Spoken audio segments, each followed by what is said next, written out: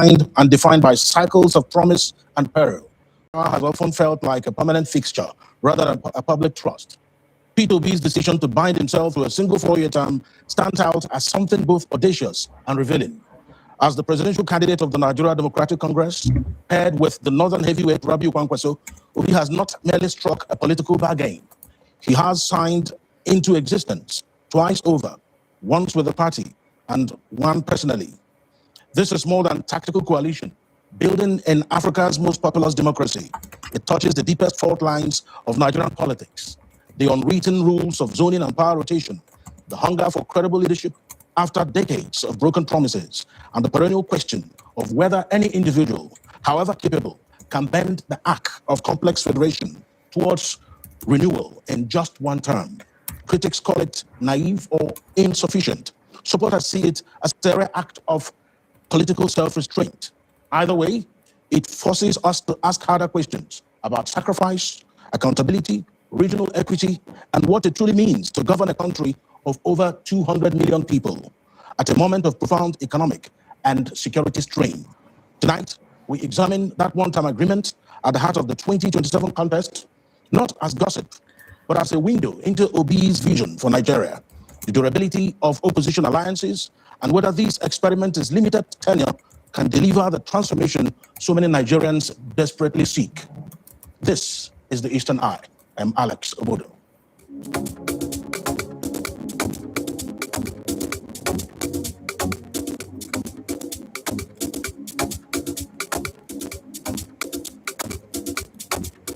Welcome to the Eastern Eye, a program that X-rays the political, social, and economic developments around us. Joining me on the Eastern Eye for the first time ever is the presidential candidate of the Nigerian Democratic Congress, Peter Gregory Obi. Okute, thank you for joining us on the Eastern Eye. Thank you for inviting me. Feel very honored to be here today because after several attempts, I'm happy to be here. It's been quite a number of attempts to get you to be on the program. But first of all, I have to ask you, you are always on the road. How do you do it? Well, because you have so many obligations and you struggle to meet as many as you can every day. And again, being involved in what I desire to, you need to move around and get a feel of the people, get a feel of the environment. I don't believe that of course, like I was telling somebody just now, I've been to 3 states today, tomorrow I'm doing 4, and everything, because you want to go around and see the people. That's the only way you can serve them faithfully, because you know how they feel, you know what is happening to them. One of the things that's happening to most of our leaders, they don't move around. So they don't understand what is happening in the society that's happening. So you believe in the maxim that the world is a book, that those who don't travel or move around may be reading only a page. That's it. A leader is supposed to be 2 things. It's critical for leadership: learning and listening. You learn every day. Once you stop learning and stop listening, you shouldn't lead. You were Anambra State governor, and in so many respects, some people will consider that your tenure, first and second, they will consider it checkered, because the House of Assembly checked you out, and then you checked yourself in through the legal process of the judiciary. And you also, had some inroad in infrastructure. I mean, what are the specific lessons from that experience that you can apply to the Nigeria's challenges? A lot of people argue that, well, Anambra is not Nigeria. But are there lessons as a governor of Anambra State that you can pull up to the national stage? Well, if you know Anambra very well, before I became governor, you will know that it was a case, partially of where you can describe as a case of where, which is where Nigeria is now, where lunatics took over the asylum. And then, of course, a governor came in, was nearly forcibly removed, was reported and caught kidnapped, and then had a process of running battles and everything, where government house, governor's lodge, state house of assembly, everything was burnt. And so it was a state that was in disarray. My predecessor. Yep, it's called a home equity agreement, and I got $143,000 for my home equity without monthly payments. Y'all ever heard of a home equity agreement? It's quickly becoming one of the go-to ways to tap into your home equity for homeowners who need cash and don't want monthly payments. They've already helped over 14,000 homeowners tap into their home's built-up equity without adding monthly payments, refinancing, or selling their home. Here's how it works. They ask a few simple questions about your home and your goals, then they tell you how much cash you may qualify for. I first found out about this from my neighbor, Raymond. About 2 years ago, he used it when his bills were stacking up and his bank kept denying him for a HELOC. Predecessor tried to do some work to stabilize it when I came in. I would say I was checked out, and I checked myself in. Like you said, my impeachments, anytime, anywhere would have happened.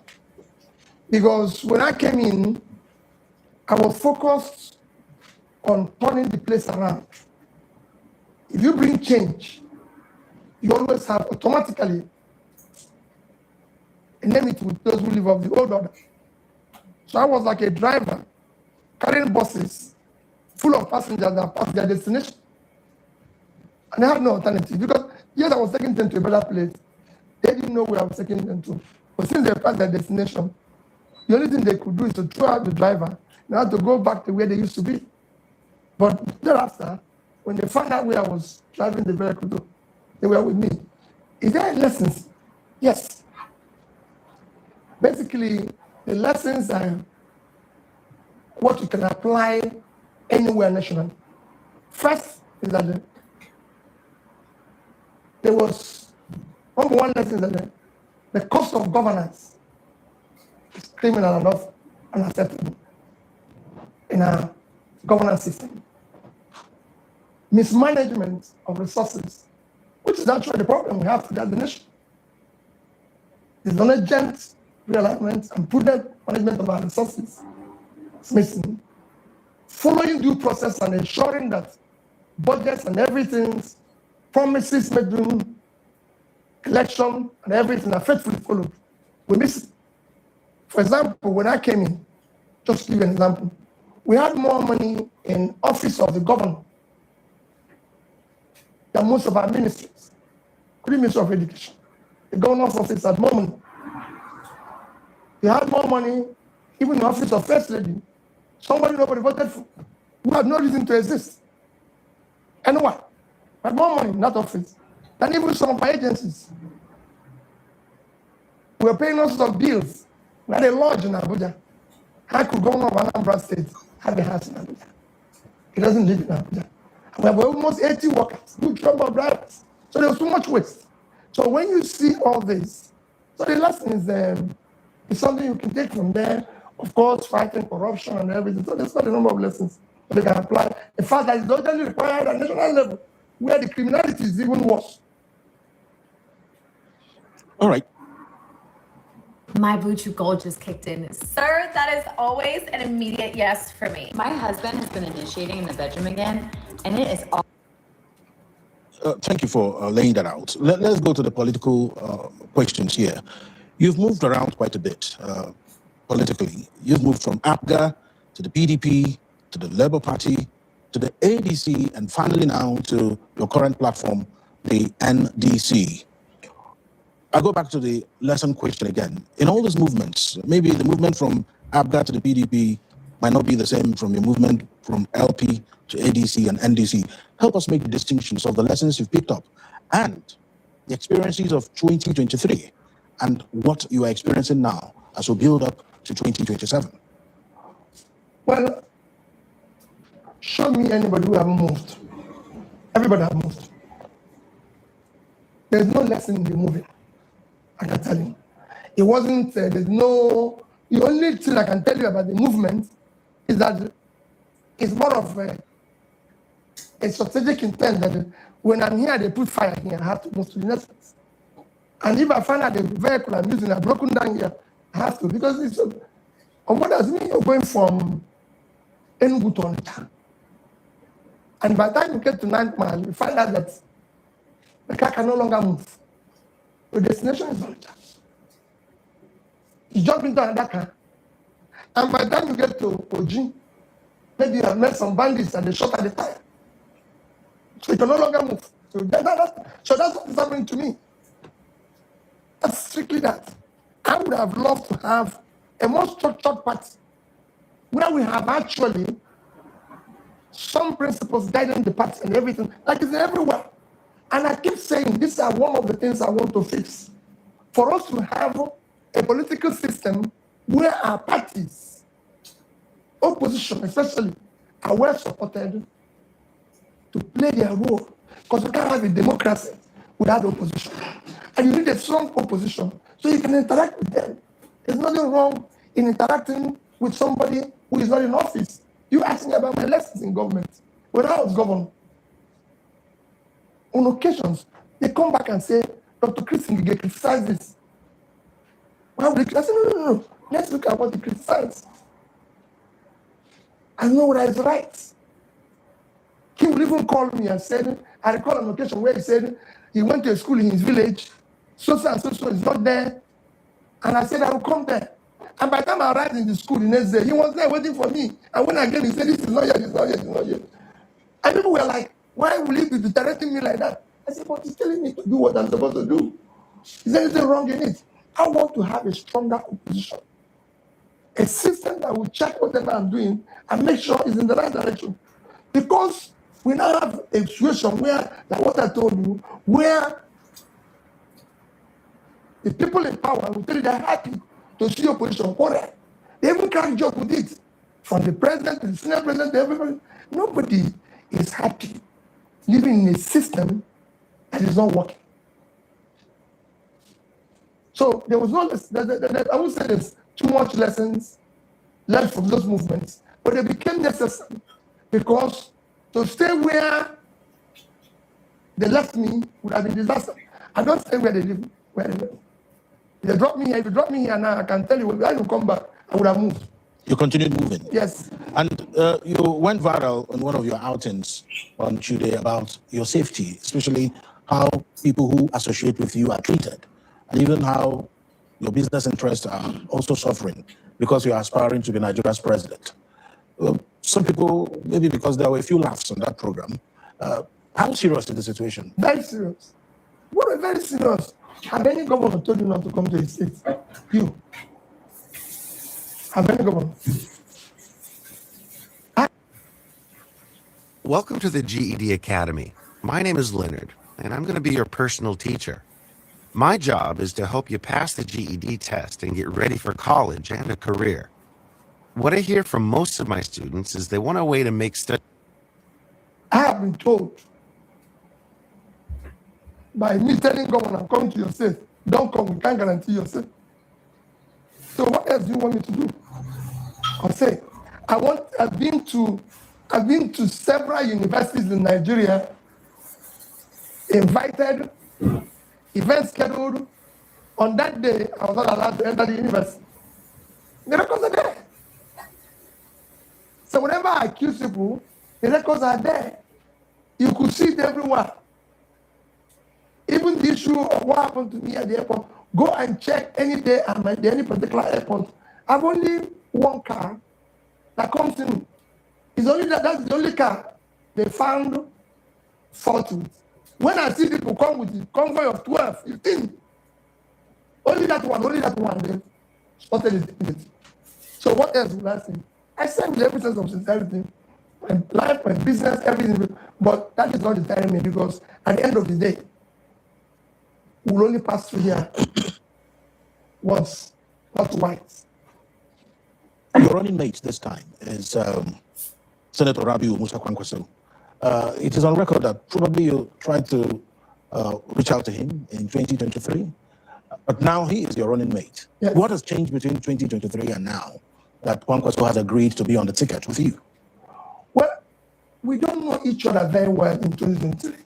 And I understand, and I clearly understand if then, if he says no, maybe, but as we go along, even says it, he said, what I know. In the last interview, he said, what I know of Peter. Madam Luke, welcome, Michael. I greet you now. Because over the years, Happy Friday. Thinking and we've been telling him about the problems of Nigeria and what I think. We've been sharing ideas and everything. Because, you see, I and Kwankwaso share the same basic thing, I'll say. One person wants to pull poor people out of poverty. He believes in education. I want to pull poor people out of poverty. Oh, thank you Both of so us believe that the much, problem of Madam Nigeria Luke. can be solved by investing in I'm education, feeling the love already. investing in health, Thank and pulling you. people out of poverty. Oh, thank you. You can't create mass poverty. You and and have Ori peace. Yomi. Now, well done. It's never happened anywhere in the I world. really appreciate. So we have some fundamental things we agree. And I believe that we will be the change, the healing and the change Nigeria desires. Now, staying on that, I mean, building coalitions across regions and, if you like, former rivals is tough, especially in Nigeria politics. What compromises? We're not rivals. No, I mean, I know, I understand that. We just contested election. That's correct. That's correct. But have you already, looking at the compromises that may have been made, and where do you think you can draw the line to protect your core principles? There was no compromise. I can tell you. We will make a great partner. What I believe in, he believes in. You see, when people talk about compromise like this, is when politics is based on transaction. Bam. I'm not in politics or transaction. Bam. I said it anywhere. Tell them. I said it anywhere. I'm not a saint. But I'm not a criminal. And this is on record. Yeah. I was governor for 8 years.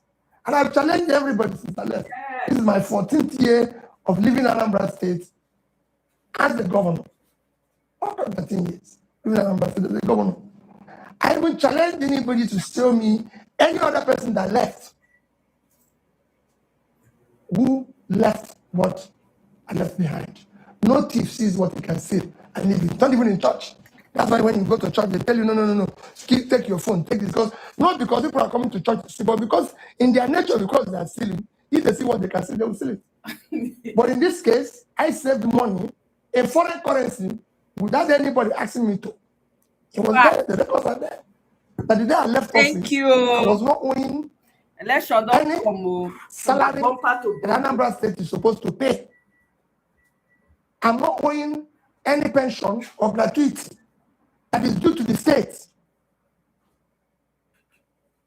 Viver 304 stainless steel dog washing station. Spa quality baths at home. Make bath time easier on you and your pup with the Viver stainless steel dog washing station. Built with 304 stainless.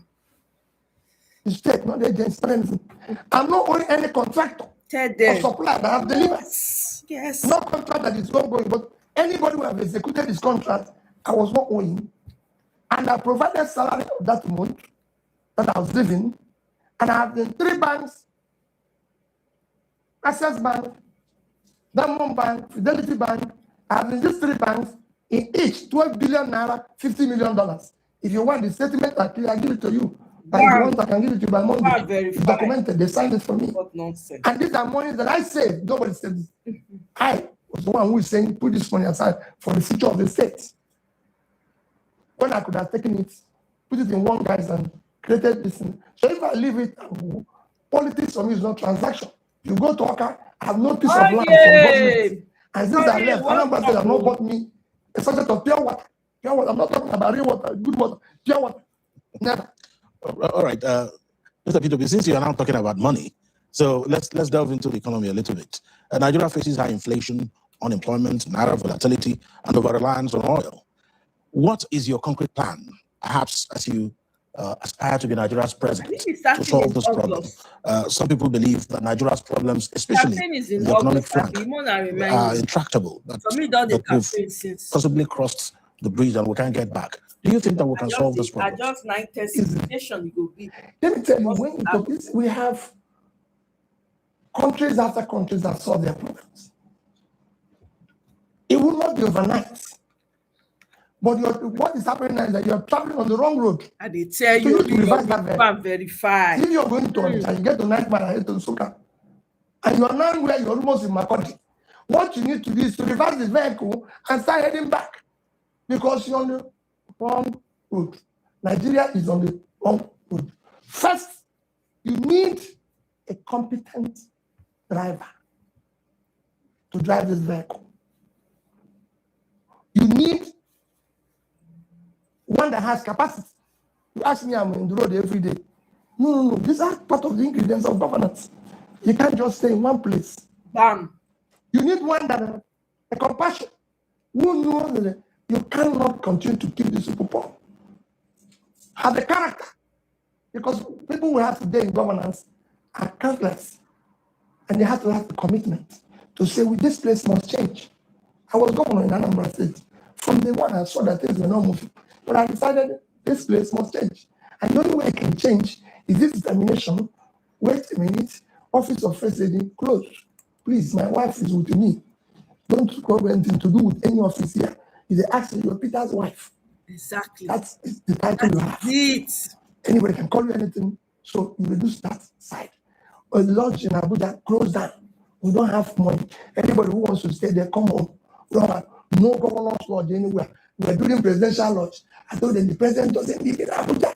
In Anambra, no presidential lodge. If you go and sit beside my lodge there and they close it down, the president doesn't live here. Even Obasanjo can tell you, he wanted to come to Anambra. Say, where are you? I said, there's no presidential lodge. If you want to come today and go, you're the president. You don't need to sleep. He insisted he will sleep.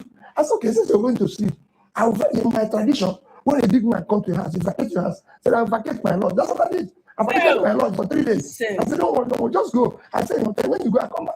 But we don't have any place for presidents. Because we don't have. He said, oh, well, this guy is there. I said, when Jonathan came, he said, I said, I don't have the type of car use. I went to Delta, we have that car, and borrowed it and gave him when he was going back there, because we can't afford it.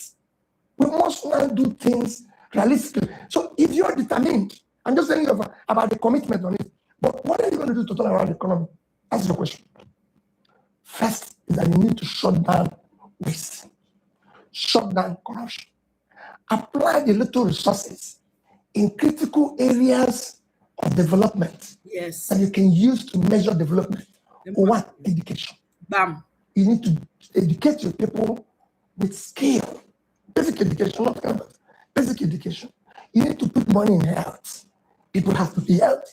Then you start putting people out of poverty. To put people out of poverty, you start with small businesses. Nobody is supporting these young men and women with all their talents today. Nobody is giving them any form of support.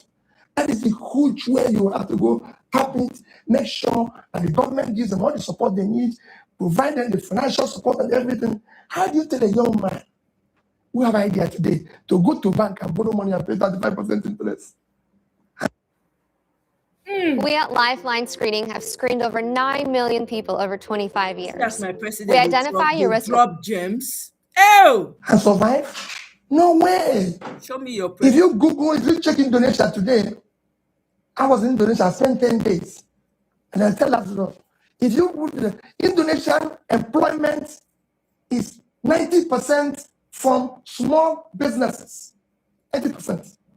The biggest engine of employment anywhere in the world is small businesses, even in Western world. But I'm just using a development. Why do we always mention Indonesia or Bangladesh? They have huge population. Indonesia is a country of about 280 million people and the highest number of Muslims. But 90% of the employment today is from small businesses. And these small businesses, if you go to Indonesia, the official interest rate is between 13 and 15%. But small businesses get it between 3 and 5%. Can you imagine? They have supported, they are trained, they even have a ministry for it. Here you live full of young men and women with all the talents and everything running around. Even when you have money, they will do. When you start this, yes, one man has been crying all over Twitter. These are areas you need to start. Go borrow you need to talk about £75,000. Look at Nigeria saying that Nigeria is hungry. Even Ukraine at war, that's just grain. Ukraine, you have Nigeria, grain, and they're at war. You know what they saying? The entire Ukraine is about 600,000 square kilometers. The entire northern Nigeria is 750,000 square. So northern Nigeria alone is about almost 25% bigger than Ukraine, and they're at war. And then Nigeria is not a productive country. You must bring productivity into it. Bangladesh produces 10 times more rice than Nigeria. Bangladesh is 148,000 square kilometers. Our two biggest states, Niger at 76.3 and Borno at 70.8 is 147 something. So it's the size of Bangladesh, and Bangladesh is 170 million people. So it's heavily dense, while these two are not up to 17 million. So you can go on and on. Things to do, but nobody can do it because the small resources you have are being stolen by people who are adding no value. No value. Yep. Not doing anything. So these are things, first dismantle, cut the cost of governance, deal with issues that will help you to build the future. Yes, it's important that you've mentioned this, but let's speak specifically now about issues around taxation and ease of doing business, because you're talking about production. You can't set up a company if the environment is not conducive for you to But do I've so. said it before. Yeah, I You mean, can't tax unemployment. You can't tax poverty. Exactly. You know, let me tell you how. That's the problem in Nigeria. Taxation is a function of productivity. But here we are taxing people who have no job. We're taxing people who are not producing anything. And above all, you're stealing the money. Exactly. This almost feels illegal to know if you're a side sleeper. What I've discovered could save you from a massive mistake that's crushing your body while you sleep. If you're sleeping in a position like this, you got to hear about this thing. Most of the what you can call a good economic decision, macroeconomic decision, has not worked because you've not taken the right steps. So it's good to remove subsidy, which I understand we're even paying now. It's good to remove subsidy. But when the subsidy was being removed, we were told we will stop borrowing for it because we are borrowing to service it. So it was to reduce borrowing. We were told that the gains of it will be invested in critical areas of development. So brutally, Nigerians decided, okay, we're going to take it. Let's just remove this. Well, like every other thing in Nigeria, Nigerians are now buying fuel at several times over what they used to buy before. We're now told they've spent huge amount, trillions in the same subsidy. We borrowed more than we used to borrow when there was no subsidy. And worse, nobody's even seen anything. But if they remove subsidy and tomorrow our schools are working, we'll see an improvement in people's life. It's a different thing. What we saw now is double one. Subsidy, we don't see. Things are worse on the street. So where do we go from there? Let's talk about something that has bothered this country for quite some time, and that is the security situation in Nigeria. Of kidnapping, banditry, separatist agitations, and all sorts. I mean, children kidnapped from their schools, held for days. I mean, it's a serious problem. Is it impossible to solve Nigeria's security challenge? Just like it's in the economy, it requires determination. It requires commitment. You cannot have, it's either the government is in charge or somebody else is in charge. Non-state actor cannot be in charge if there's no complicity. One person has moved in charge. I said it everywhere. If we decided, we have had military that have participated in peacekeeping, have fought all over the world, are respected and everything. There's no reason why they cannot do it here now, except that the same thing that is happening in all sectors have not gone into there. Well, there's no way you can have a house, and then you have people who can come and break into your house when you're in charge. We need commitment. We need determination to deal with it. We need capacity. It showed me when I complained. I was the first to say that for 50 days of kidnap of your children, the president did not call the governor. What do you mean? 50 days. But I'll be there in 2 days. Is the bush not in Nigeria? That's the bush they went in. The bush is in Nigeria. If you've tried Sildenafil or Tadalafil, but you want something more powerful for your sex life, listen up. Everybody in that bush will come out. Everybody. Yes. They might be casual, but everybody will come out. Absolutely. Talk and make them know. When we say we resolve something, we arrested some people, parade the people, let people see them. Yep. What is happening? When America or other countries kill people like that. They parade them. They show it. Everybody sees it. In Nigeria, everything is surrounded in secrecy. They tell you that somebody kidnapped somebody in Anambra, in Enugu. He went to the bush. Go to it and see where they call it back upon us. That was where I had a problem in Ontario. The best state now when I became governor. Obasanjo is still alive. Is still alive. I went to Obasanjo. I said, listen, sir. I just said, a forest here, he said, it's giving me a problem. And I want everybody in that forest to live. I cannot have that forest still in Anambra State. If you go today, Evans will tell you, and this that criminal, he said, Peter, we made them to live on it. Under me, we had a criminal from Enugu here called Mwekelamu. He died in Anambra State. We had one from Adia called Osikanko, died in Anambra State. We had a Fiaku from Adia, died in Anambra State. No way. Is that I'm in charge? Or people are in charge? I go home. One person must be in charge. And if you're in charge, if you want to leave, you should be ready to die. Yep. If you don't want to go home. I like this side of you. Not just that you get up and say, yes. There's always this talk about corruption fighting back. I'm sure you've heard that before. So how do you define? Does it have any definition? I said I've been governor. If you're not stealing, you corruption fighting back that you're stealing. If you're not stealing, your wife is not, your children are not, you reduce it by 50%. It's you that will approve what they steal.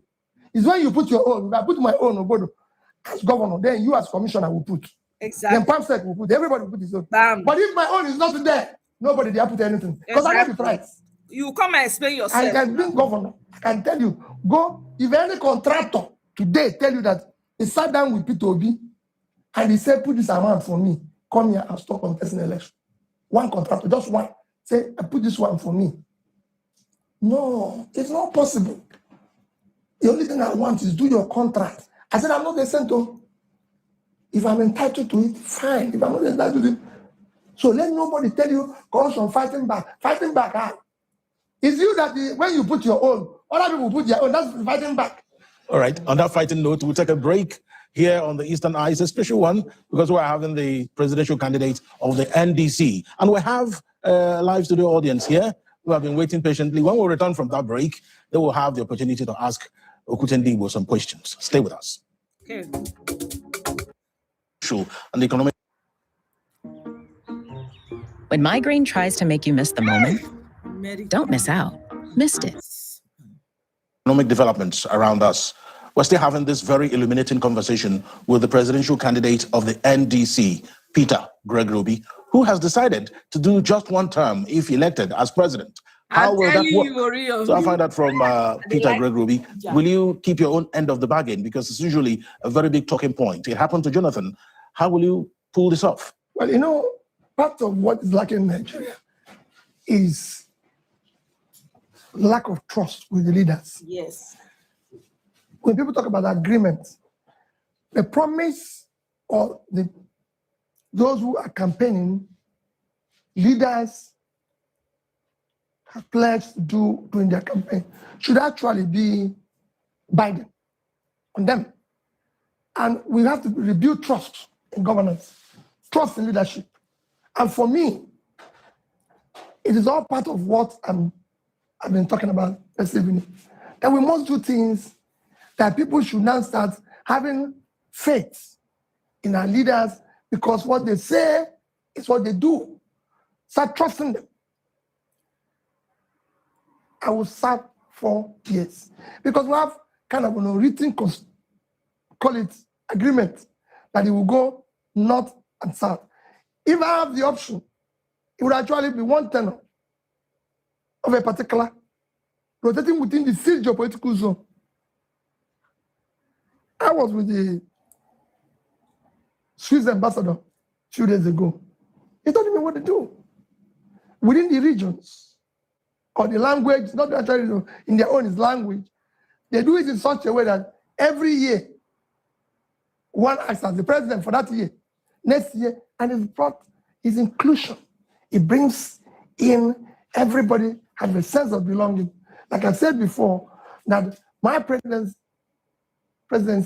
will be a healing and starting of the new Nigeria, where people will start building back trust in governance, where leaders will start doing what they say.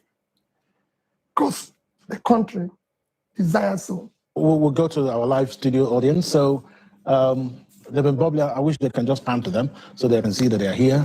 I'm sure they have questions for Peter Gregory. Can you hand the mic to them now?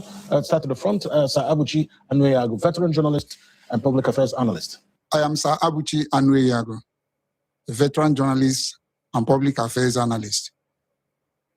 Your Excellency, Atiku is in the race for the presidency, just as you are.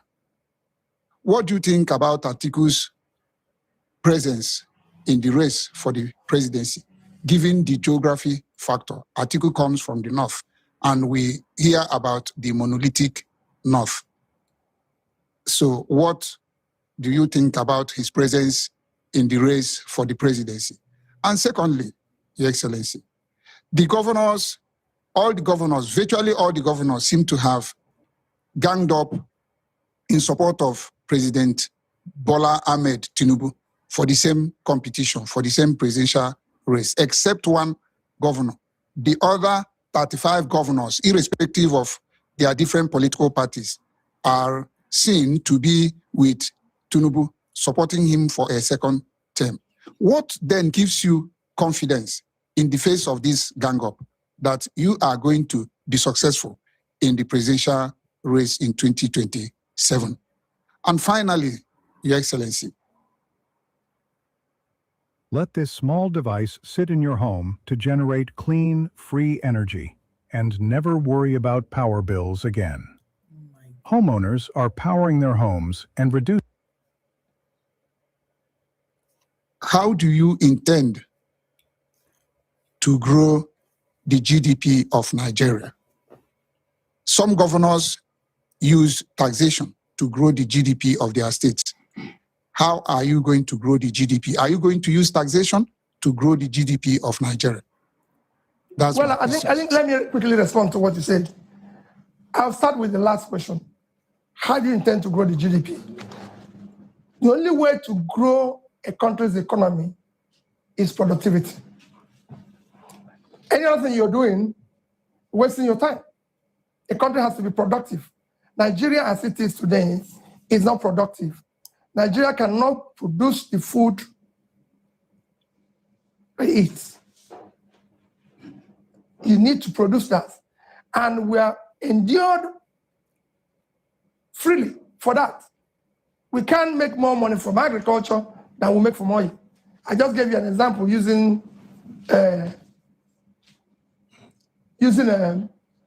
Bangladesh. We have vast uncultivated land. That is even what is giving us problems. Like Sambisa forest they are talking. It's a vast land. The Sambisa area is about 60,000 square kilometers. That is twice the size of Belgium. Belgium is 30,000 square kilometers. And they produce the food they eat. 3 times the size of Israel. Israel exports food. It's 22,000 square kilometers. So you can go on and on. I can show you clearly. Morocco today is exporting food. And other countries, not just them. To Europe. So we can do it. We need to change from consumption to production.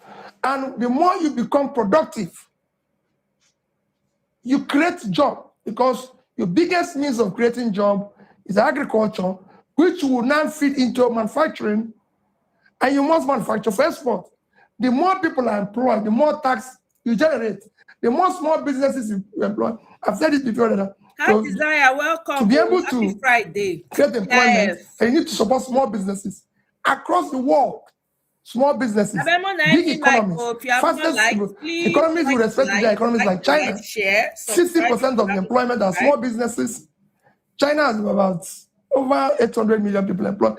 In urban areas, it's over 80%. And the small businesses in China contribute to taxation nearly 50% to second shift. The budget. So but you have to tax something. You can't tax poverty. You can't tax on productivity.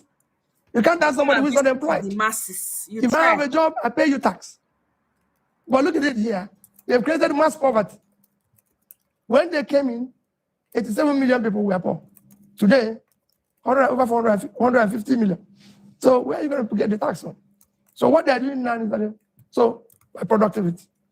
Your number 2 question is issue, if I remember, I'm going to deal, what gives me confidence?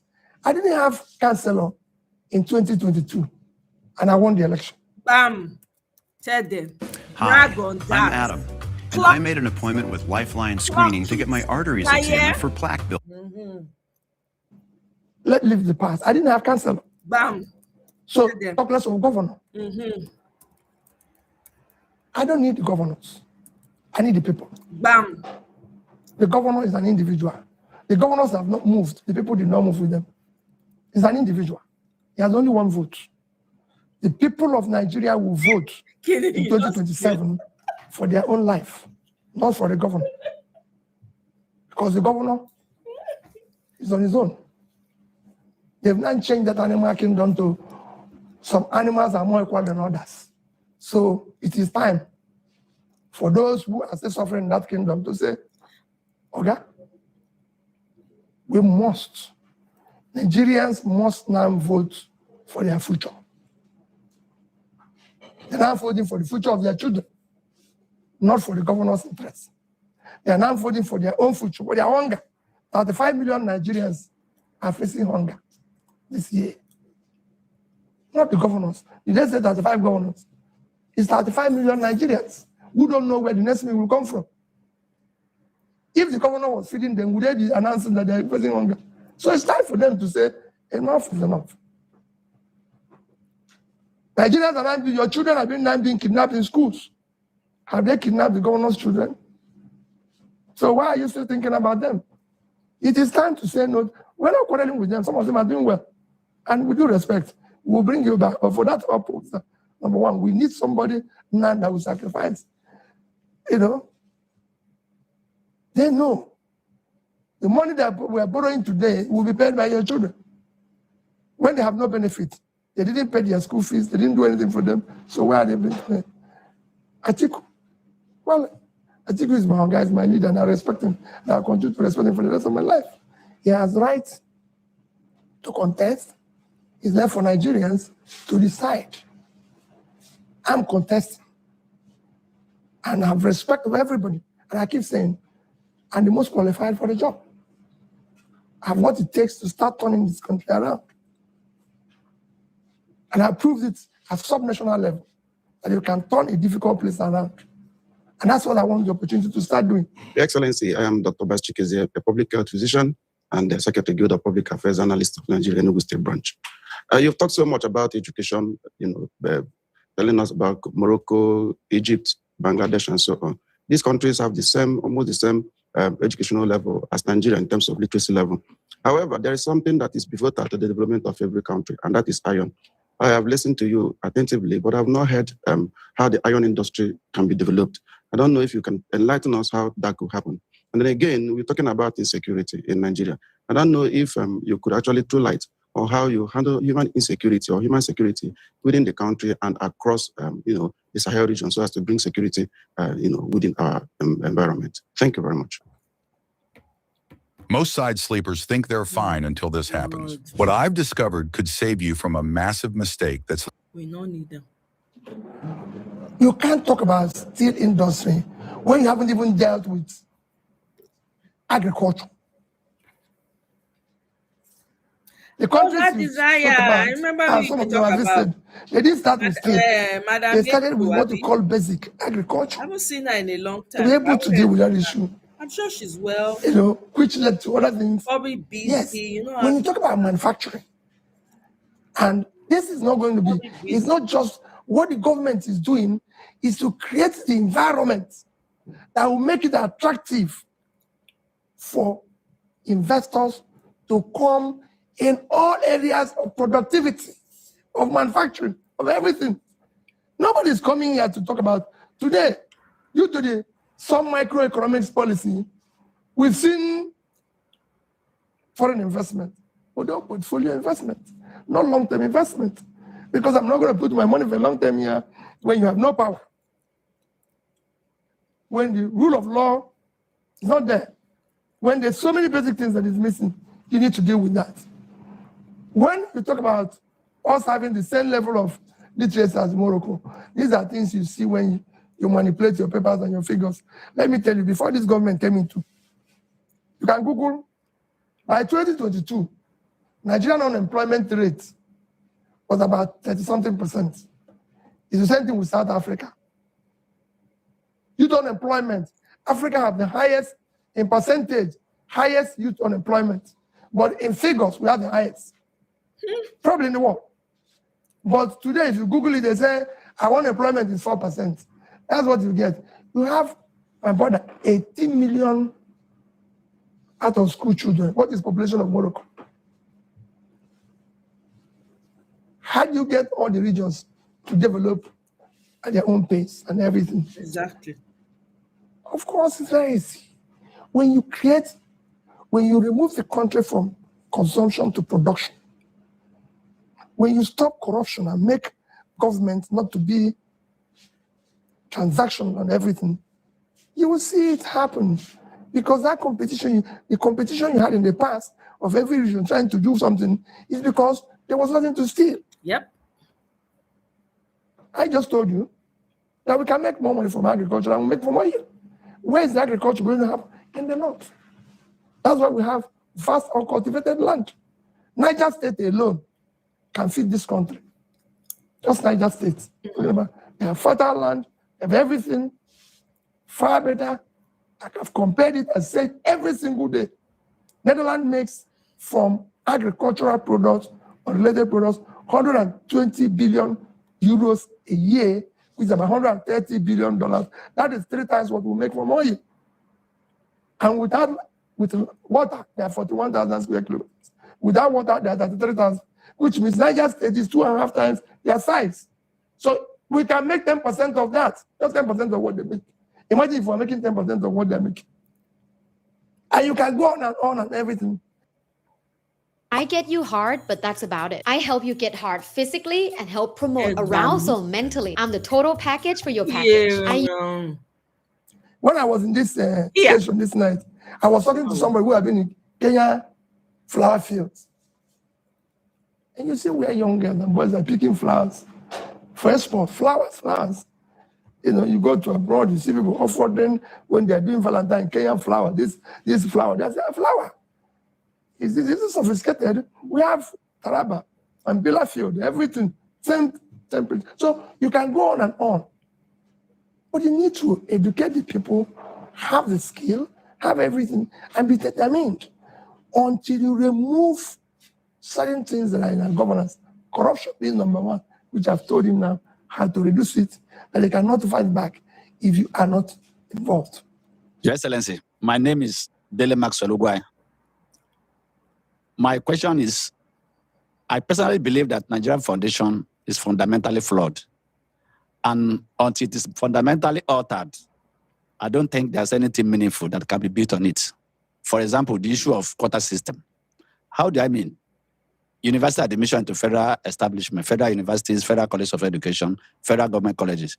I take university, for example. Someone from a particular state, let's take, for instance, Katsina State. A son of a major general from Katsina State will score 180. And will be asked to come and study medicine in the University of Nigeria and Soka or University of Benin. Quota but the son of a Pawan Tapa from Enugu State, for example, who scored 300 and something, will be denied admission because he's considered educationally advantaged. Yep. Whereas a child of a major general in Katsina State is considered educationally disadvantaged. To me, this is not a balanced system where you set same speed limit for somebody with a Beetle, Volkswagen 1960 model and Range Rover 2026 model and set the same speed limit for them. How do you intend to tackle this issue of quota system, because it is depriving the country of required productivity? Yep. Number two, you talk of subsidy removal. We all agree that 3 of you agreed last time that subsidy removal is a necessity. And we know that the money accruing from removal of subsidy is being given to the state, as we are told. Do you intend to reverse the subsidy removal, removal of subsidy, or you intend to concentrate the entire money at the center and not given to the governors? Thank you, Your Excellency. Let me quickly answer this too. Who told you it's being given to the governors? Okay, for example. Who told you? I said we are being told. No, I said who told you? This is from the presidency. Even the governor said who said subsidy removed? The president. So why are you listening to another person? It is the person who said subsidy removed should come out and say where the money is going. Bam! Leadership is about communication. Yeah. Somebody came and took your money and said, I'm removing this. I came to your house now and said, sir. In the era of AI, are you ready for a technological revolution in the eyewear industry? Today, we introduce the 5th generation exclusive blue light filtering autofocus. My goodness. Kilo day. You can no longer enjoy these benefits because I want to use it for something else. And then you're listening to another person. You're not saying they told you. Who are they? We elected somebody. These are some of the things we want to stop in this country. If you go to Britain, the person who will tell you where that money is going is British Prime Minister. You go to America, it will be the American president. If you go to India, it will be Modi. That's the person you elected. We want people who were elected now to talk to us, not through proxies. It is time for them to come out from wherever they're hiding and talk to us. He announced subsidy removed. We want him now to tell us where the money is. If he's giving it to governors, tell us.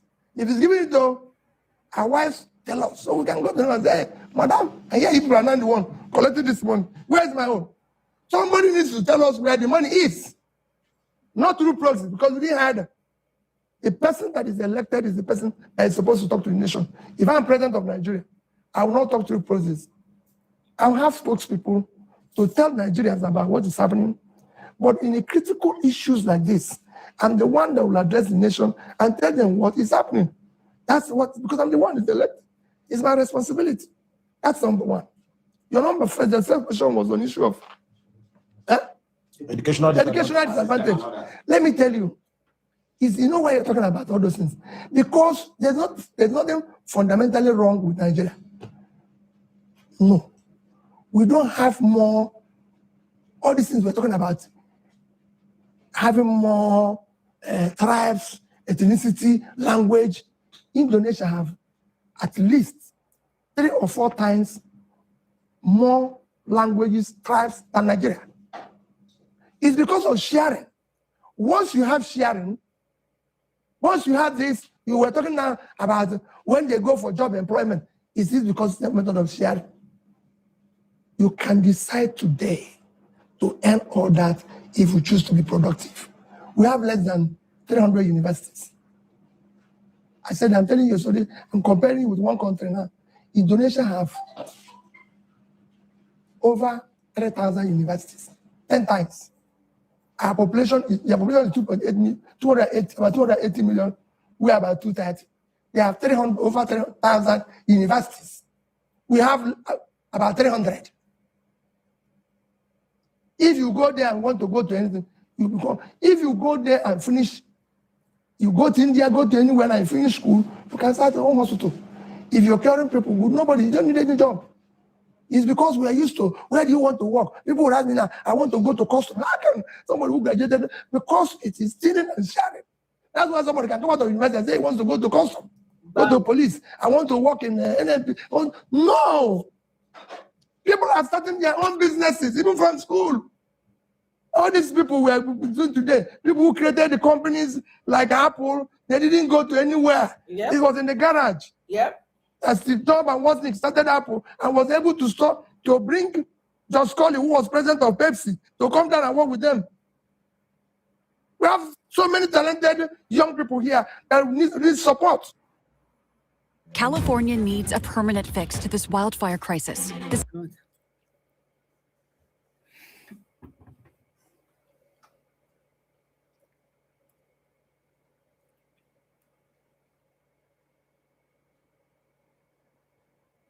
Hi, Oluwa. Where be this? Eh?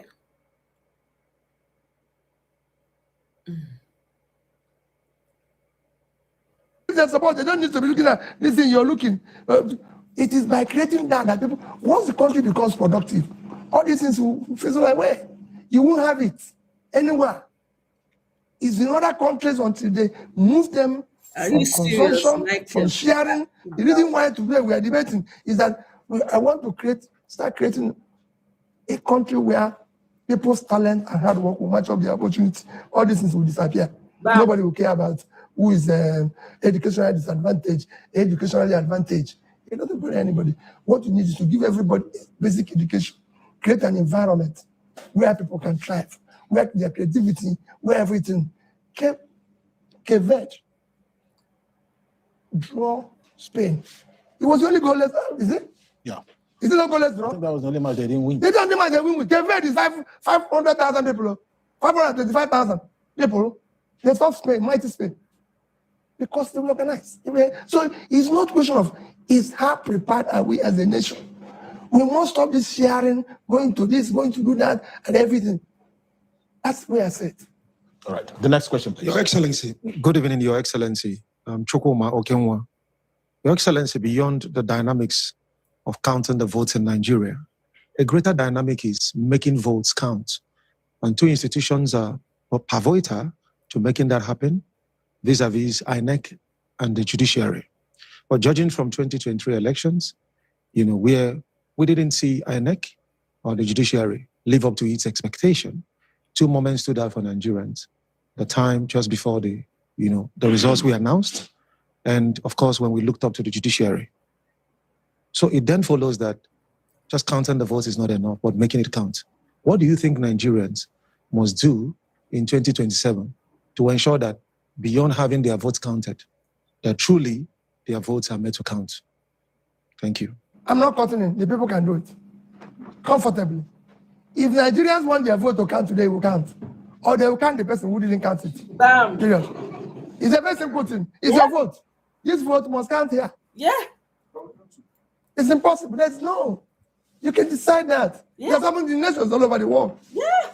You stay there till follow their children are being kidnapped. Their children are being killed. They're hunger. So many Nigerians today don't know where the next meal will come from. So what are you waiting for? Exactly. You must insist.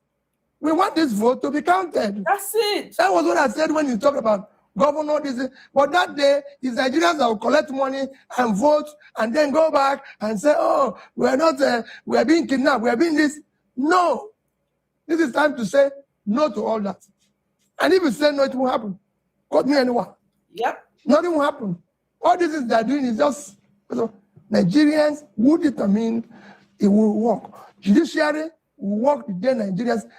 Remember, election 2027 is not between Peter Obi, Atiku, and President Tinubu.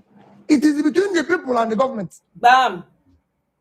If we are going to go to court, it's the people that will go to court. The people. When the people come to court, the judge will give right judgment. Because he will know. That is, so the people must now own the process and say, enough is enough. Now that the people can now own governance. We can no longer take it where you choose to govern anyhow. I asked a question this evening that it costs more to keep a local government chairman, a governor, a president in Nigeria, than it costs to keep a governor in America. More. The biggest state in America is California, a nation, a state of over 4 trillion economy. Bam. 5 bigger than most, about the 6th or 7th biggest economy in the world. No, just one state. Gold. But if they see the governor in a 6-car convoy, it will not be a mass protest. You will face the next day. You will leave that office. So it is time for us to say no. Not celebrate rascality and criminality and be asking people, how do we protect that vote? We put people all over the place. If you're protecting your own in Enugu here, somebody's protecting his own in Soka, that's how it's going to be protected. Yeah. And after protecting it, to make sure that whatever P2B is preaching, he's doing it. If he doesn't do it, he said, no. This is time for us now to tell those who are campaigning, we are taking record. When they come in, this almost feels illegal to know if you're a side sleeper. What I've discovered could save you from a massive mistake that's crushing. They must either serve or we show them that we are a country. Yep. Now when they come in, they start giving us the excuse. What we saw when we came in is different from what were you seeing when you were making promise. If you now, I'm not saying you achieve 100% of what you said. Look, but if you don't, like somebody promised us that if I don't give you power, for this man hand though. He's don't vote for reeling me. everything out from his head. What we want to know now is why you made that promise. If that is not working, you should come out and tell us. Exactly. Why? Not that process telling us, but it was you who made that promise. Yep.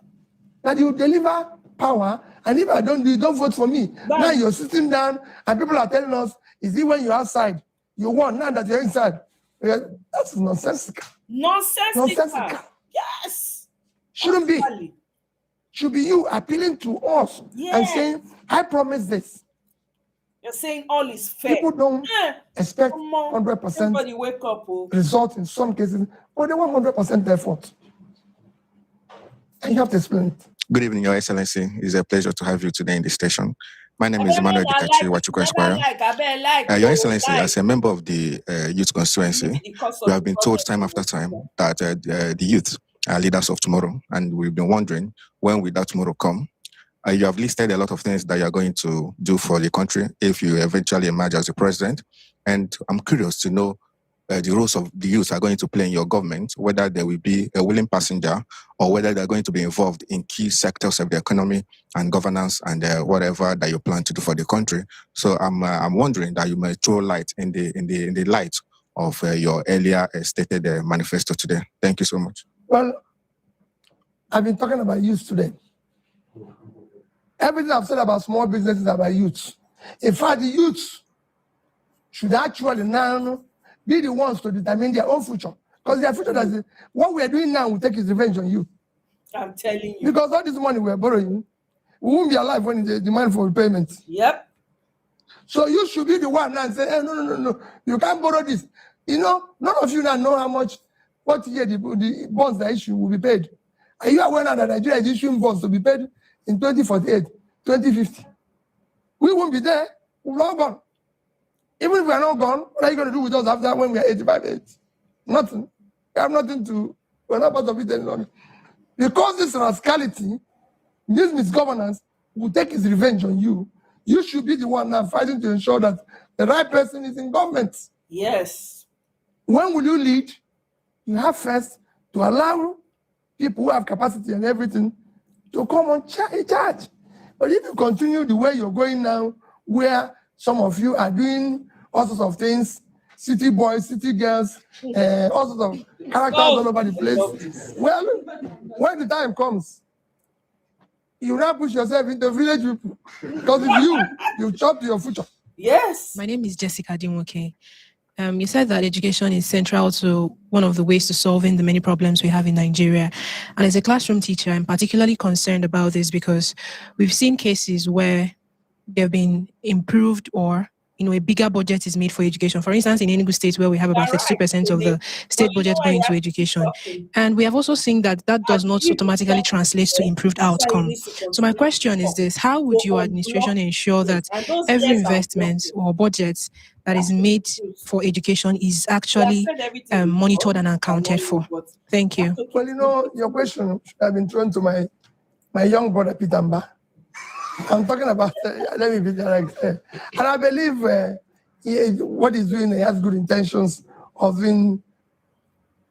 For just $67, you can generate as many videos as you want and never have to worry about showing your... The right thing by focusing on education. The outcome, at times, is deliverable, might not. Again, this is what I'm explaining. Even the governor have obligation to come and explain what he's doing and why, maybe, if he's not delivering, exactly, and what is happening. But I assure you, education remains the number one driver of development. Yep. The more educated a country is, the more developed. Yeah. It's very simple. China can be developing fast trains, fast this, producing this, without education. If what you're seeing in China today is because in 1978, they then did that, then said, focus on education. Scales and everything.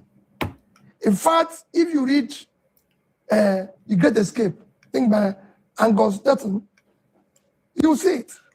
Imagine. The way he proved that countries that have invested and done more in education and health have done far better than countries that didn't. So it's a very simple thing. You invest in education. You can't go wrong with it. If you invest in education and health and put people out of poverty, you will definitely do better. And that any governor that is doing it, I think some governors are in the right direction. And I believe they will. But all these things need to be done. What I'm saying about the national level, you need to drive this process. My name is Dr. Stan Ukeje. I realized that you came to public awareness after a campaign that went away the costs or away costs. I suspect you were the progenitor of that campaign. Very well. I then wonder, are you going to project such campaign slogan countrywide? In view of, you have addressed the problem of distrust among the different nationalities in Nigeria. I suggest that this distrust is caused by lack of knowledge of one another. Belgium is an old country, a developed country. They have addressed the problem by admitting that they have 4 principal nationalities within their country and therefore governed by consensus. Would you agree that Nigeria requires restructuring in order to address the same problem here? Thank you very much. Thank you. Let me help you with the issue of restructuring and everything.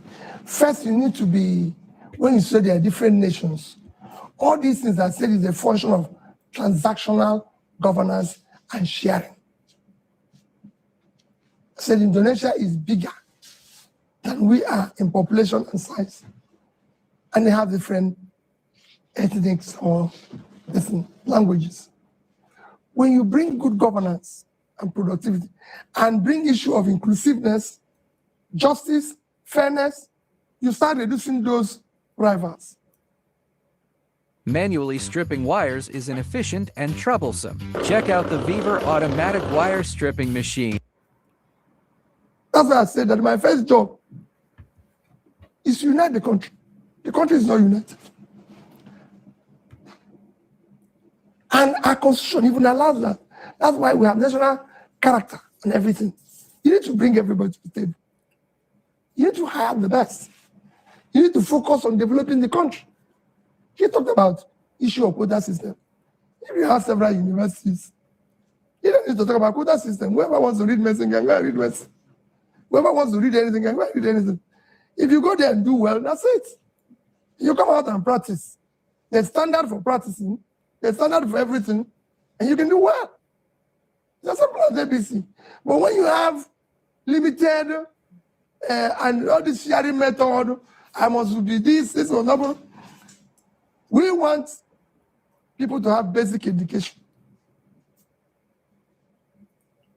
So we want to pull 18 million out of school children in school.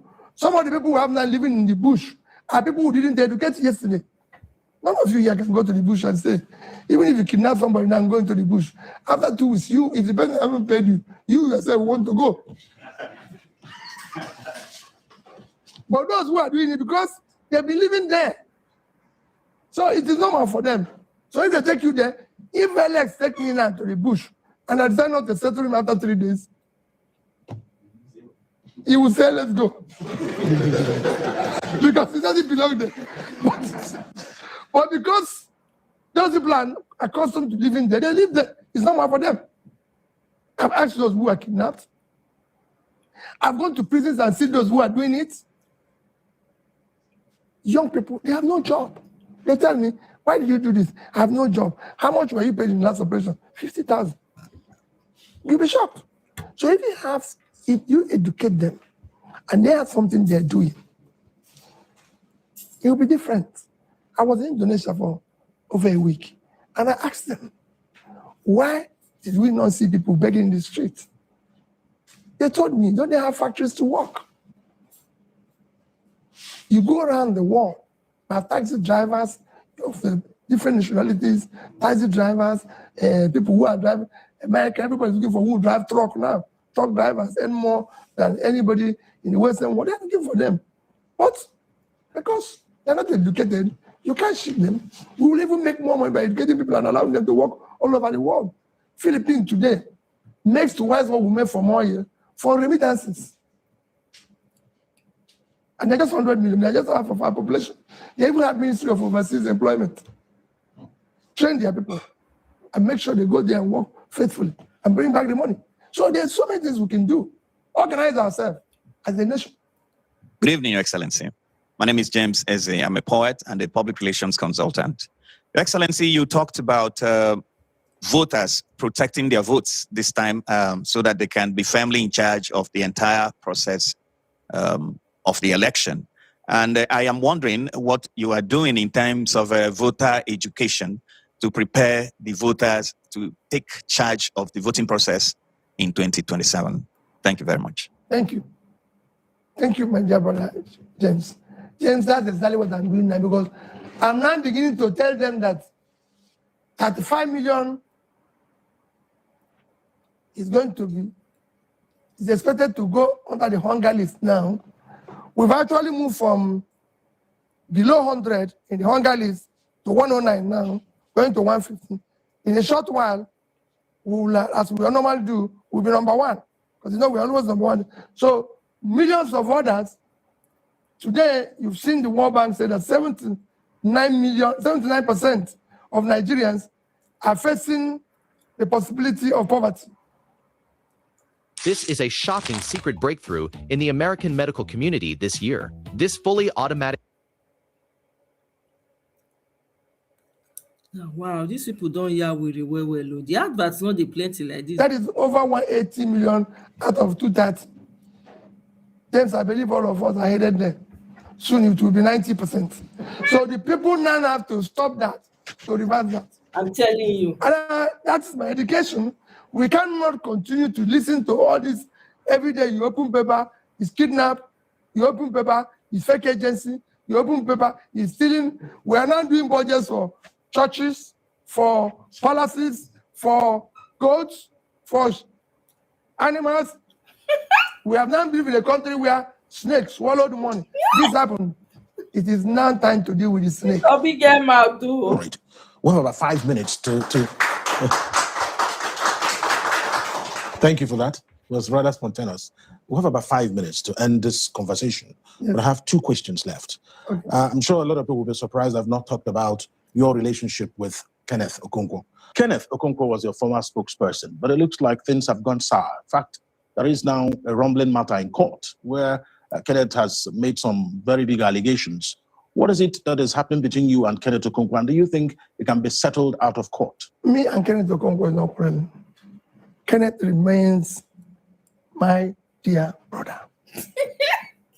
But at this time when we decided scrutiny must be part of our selection of those who lead us, we don't want people to go into office again and somebody start telling us, oh, this man did not go to primary school. He didn't go to secondary school. Or he was, in fact, he was a wife beater. Or it was this.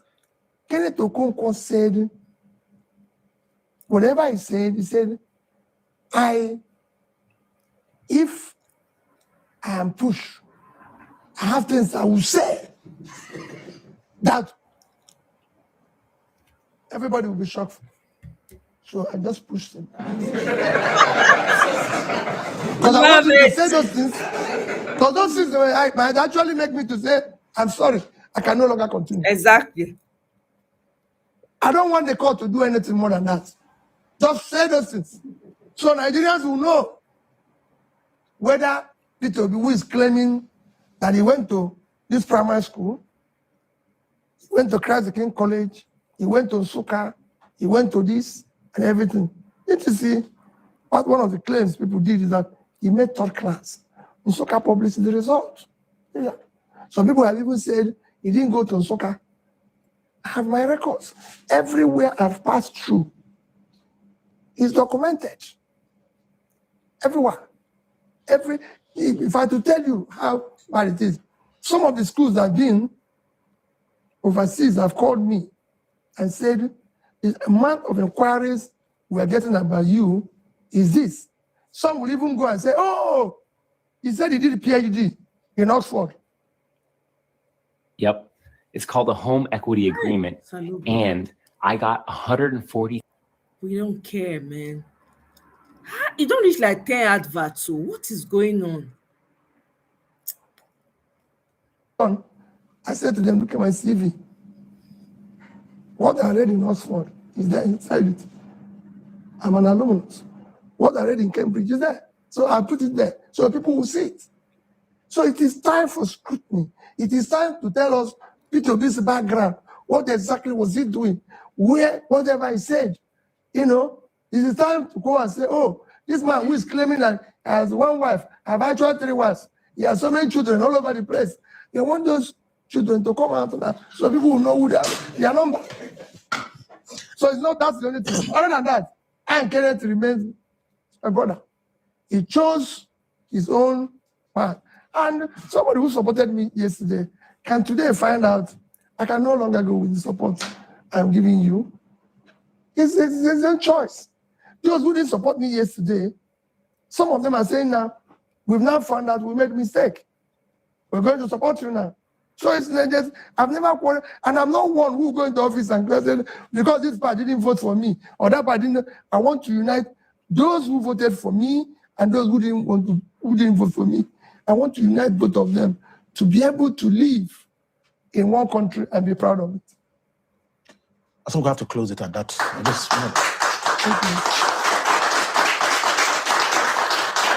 We have to thank you so much for this very illuminating conversation. Peter Greg Roby, presidential candidate of the Nigerian. All right, you've heard my president. Now let's move on to matters of today. Okay, move along. All right.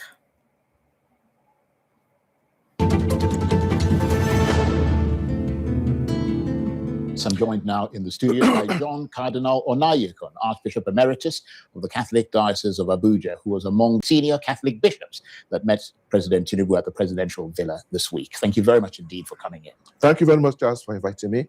Good evening, viewers. God bless all of you. And you. I'm very curious, when the bishop who was your spokesperson. That's the president of our Bishops' Conference, the new president, right. Bishop Dagoso. Yeah, when he was reading that statement, which was a fairly sort of robust and critical statement, I mean, what was the reaction on the president's face? Was he rolling his eyes and sort of looking every which way, or was he listening attentively? Both. Right. Both. Let me say first and foremost that that statement read by our president was not just put together at random. It was carefully prepared and with wide consultation. The Bishops' Conference is bigger than the group of us that went there, but it's very representative of the Bishops' Conference. First, we had our administrative board, which is representative of, and to make sure that it's even more representative, we ensure that every archbishop, we are 9 archbishops, will be there too. So it is the Catholic Bishops' Conference that produced that document. Right. Wrote, and rewrote. So it was not done. It was not written at random. Nor did we deliver it with levity. I think I had an opportunity in your program to remind Nigerians that as bishops, we have no ambitions to take Mr. Tinubu's job or anybody else's job. We are not politicians running for office. We are first and foremost religious leaders who feel we have a duty, not just to preach our religious doctrines, but also to address the lives of our people, both those who are our members and those who are not our members. You can see that from the content and the tone of our statement. So you become like liberation theologians? No, not at all. Liberation theologians can be considered more or less ideological, which we are not. You asked me, how did I see the face of the president in reaction? I was not surprised that he was not looking very happy. Not even his colleagues who were there. We knew that this is different from the kind of statements that our president keeps receiving from all kinds of people. And that is one of the things that worries us, that there are so many people hanging around Mr. President, giving him a rosy picture of what the country is, which it is not. And we felt that we have no duty to do that. Indeed, we have the obligation to help him to appreciate the reality of the situation in which we find ourselves. And that is the reality that we painted, which I know is not the kind of thing that he wanted to hear. And the reply shows very clear. I'm concerned that your cross is going over your microphone. Okay. Yeah, sorry, go on. Yeah, and you can see his reply. We left that hall, both sides, knowing that, well, we said what we had to say. He said what he had to say. So was it a frosty meeting? Would you describe it as fairly frosty? Because, I mean, many Nigerians have become accustomed to polite meetings between religious leaders and political leaders.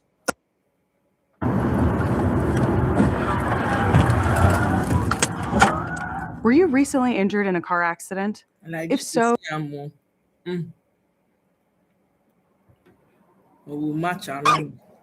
when the nation is bleeding, you can't expect a polite meeting with the head of state. We need to let him know. And his reply is that the nation is not bleeding. We told him the economy is not helping our poor people. He told us the economy is doing fine. Practically speaking, he told us quite clearly that he did not agree with us. Again, I said, we're not surprised. We didn't expect him to agree with us. We have done our duty. We have delivered our message. And we have a feeling that somehow, along the line, somebody will show him a few of the things we said. But in terms of, if you like, your immediate observations, you left the presidential villa believing that the president did not actually really, hear your concerns. He listened to them, but he didn't actually hear them. He heard it, and he tried to tell us that he heard us, which is precisely why he replied the way he replied. Replied to the points we raised, and disagreed with them. So he must have heard it. The only question now is this disagreement his final position, or will there be people around him whose job it is to draw his attention that, listen, these guys who came here in white garments, they have not made any personal requests for oil wells or, or any particular personal things. Maybe we should listen to what they are saying. Yes. I think we believe one of the problems with our government right now is there are not too many people telling him the truth, which is a pity. We need knows. to whether in terms of economy or in terms of insecurity, and above all, the area of political climate. Well, let me come to that political climate, because the Catholic Bishops' Conference warned against what it described as the creeping danger of a one-party dominant state. What was the president's response to that? Because his party, the APC, argues that if opposition parties are weak or fragmented, that is simply politics at work, and they shouldn't be concerned if their party becomes overwhelmingly dominant. That's a political advantage for them, not through their own making. The position of Mr. President came very clearly in that statement that he made. In politics, all is fair. Is that true? If that is what politics is, that in politics, everything can be done, provided you win election. Well, clearly that's not correct. That is not correct. If that is what was said, then it is certainly not correct. That is not. There is propriety in everything. And that is what we are worried about. We are worried about the fact that we see clearly that our government is bent on winning by all means. And unfortunately, they have a lot of means at their disposal to win. And they are deploying all those means in a way that eventually, even if we had a free and fair election, the votes of the people may not count. But we gave two warnings. Right. We gave two warnings. The one you mentioned. I'm trying to remember now. But the second one is that if we do not rearrange our election system to make sure the elections are really free, fair, and credible, it can lead to difficulties. Right. You talked about the dominance of a one-party state. Okay, yes. And then we want that the country doesn't gain anything by one-party state in a so-called democracy. There's nothing. Of course, we are not expecting Mr. President to help the opposition to defeat him. No. But the point we are raising is that even though the president has all the powers of incumbency, he is in the election. He is a candidate like any other. Yes. He is a candidate like any other. And that is why we call our Electoral Commission independent. Now, there are doubts in some quarters about how independent this Electoral Commission But he is. talked about the Electoral Commission. He said so. That he said it was independent. He said so. But like we also said, words are not enough. Yeah, but his point was that it is independent to the extent that, according to him, he's not interfering in the matter. Now, whether the INEC itself decides that because they basically are working under the executive that's in power, that they're going to do the things that they think will help that executive. I mean, I suppose his point is that that's not his making. In other words, that the key point here is whether he himself is interfering in the process. And his argument is that he's not. Well, the Nigerian political system, the way it is now constructed, precisely is leading to a situation where the INEC cannot be independent. If you were hurt in a car accident, stop what you're doing. This mess. Hey! The chairman and all the members, all the commissioners have been appointed by the president. Yes, it does raise eyebrows. Now, and the idea, the presumption is that Mr. President will appoint independent, impartial, wonderful people. But on ground, we see that all of them are not only politicians, but members of his party.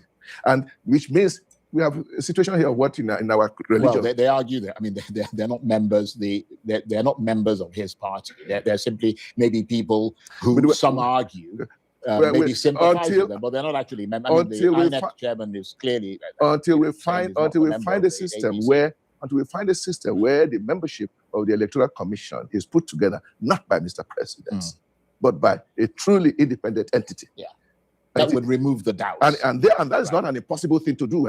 It's done elsewhere. We could do it if we wanted to do it. And whether our present president is in the mood to go that direction, I don't know. Now, you reminded President Tinubu that he fought for democracy during military rule and suggested that strengthening democratic institutions could become his greatest legacy. What was his reaction to you effectively telling him that this could be a defining moment for his presidency? Well, I cannot say I looked at his face at that particular right. I can't say, because during most of the time that they were reading, I was very, very attentive on myself. Right. We only looked at. We are hoping that that kind of statement challenges him. That you have a reputation to be a Democrat. You can't, under your watch our democratic structures disintegrate. Right. But he didn't respond to that specific thing. Well, we believe, can I say here, silence is consent, that he agrees. He must agree with what we said there. How he will do it, we don't know. We still have this problem in Nigeria. How incumbents can allow a free and fair playground in elections. We still have that problem. And whereas we know that in those democratic places that we always look up to, it is a normal thing that we have alternation of one party after the other. And during elections, the onus of proving to the electorate always lies on the incumbent party to prove that we have done well. Here in Nigeria, is the other way around. The other way around, if you are not in power, you just have no way to even move. And it just means that we just continue, and we're going to continue like that. I think we have done our duty. I have the feeling that somehow there are people around him. They may not change everything overnight. But I hope nobody thought that any political party is sending us. There's no way any political party can gather that kind of. Yeah, I don't think they thought that. From different parts. I'd be astonished. From different parts of Nigeria. Right. Yes, it isn't as if bishops have got their own different political feelings. So we do have differences. They do, yeah. We do have differences. But when it comes to what is important for Nigeria, when it comes to our existential existence, when it comes to the life of our people, we are united. We are united that we deserve more than what we are getting now. And that therefore, when the government keeps congratulating itself, we feel that this is misplaced. And therefore, because it's not even looking at difficulties, they are not doing enough to address those difficulties. Okay, well, let's move away temporarily from that, because you wear, I mean, beyond the red hat you're wearing, you wear a different sort of hat as a piece make when it comes to the elections. And with just days to go before the August the 15th governorship election in Osun State, let's just look briefly at the Osun Peace Accord. You were there as 14 political parties signed a peace accord, pledging to keep the contest peaceful amid growing political tension. But of course, every election season begins with a peace accord.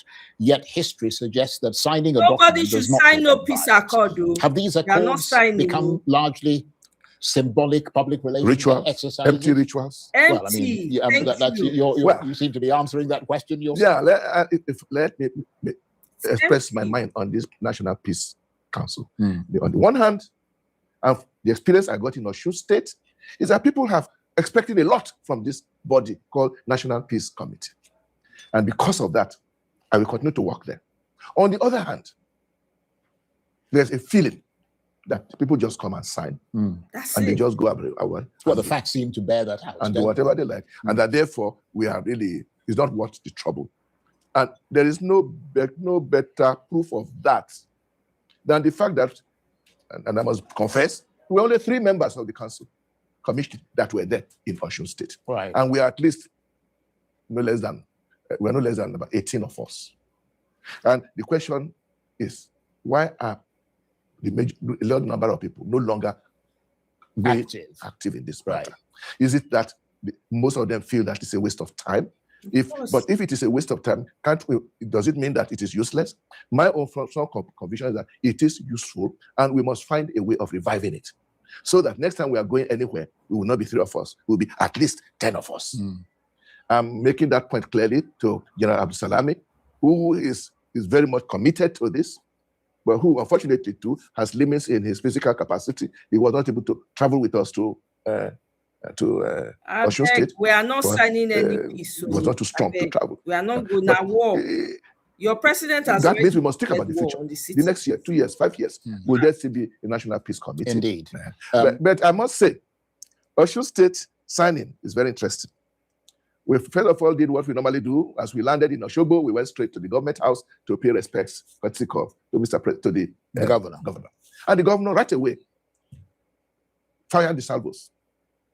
Told us very bluntly, I would not have gone for that charade of signing of a peace agreement if it was not because of the great respect I have for you people in the National Peace Committee. Because you come for it, I will be there.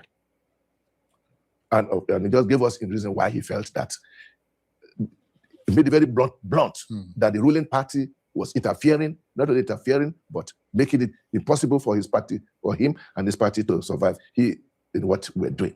With that in mind, we entered the hall. I made reference to his concerns when I was giving the introductory speech.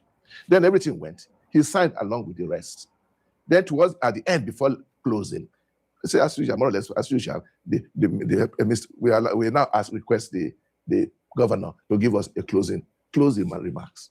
And here he came with 5 pages of strict, clear accusation, clearly targeted to the party in power, the APC. He is in Accord Party. Yes. He is in Accord Party. Specifically, he claims that his members are targeted not only for imprisonment, but sometimes even for physical elimination. He was particularly livid that the evening before, his secretary to the government had been arrested. We heard about all I'm hearing now that the secretary to the government had been released, at least to give a clue. Yeah. That was what he was saying. Of course, you know that.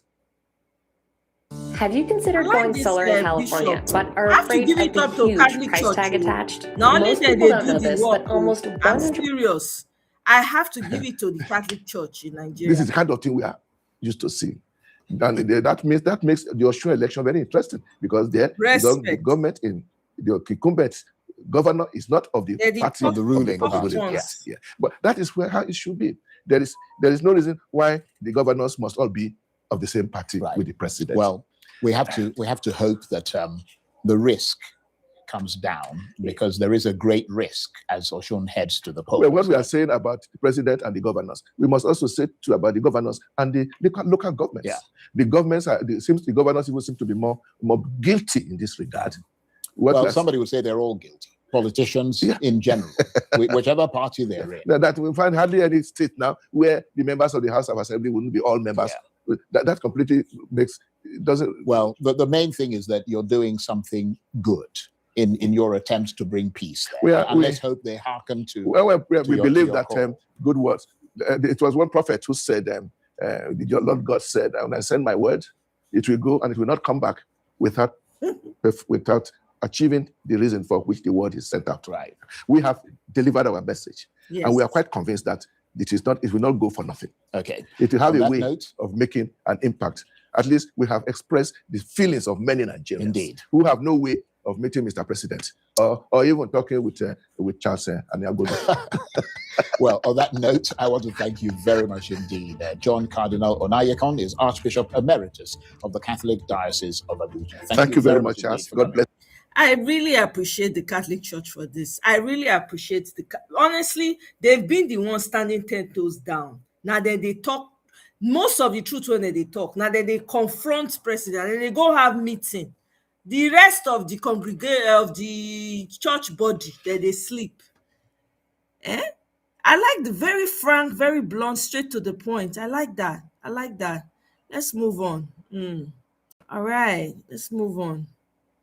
Mona, see wetin APC government they share give Nigerians so they so na not get money. See City Boy movement.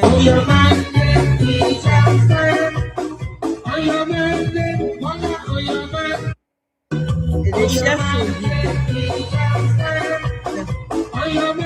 Na money one good term deserves another. Mumu people. Yeah.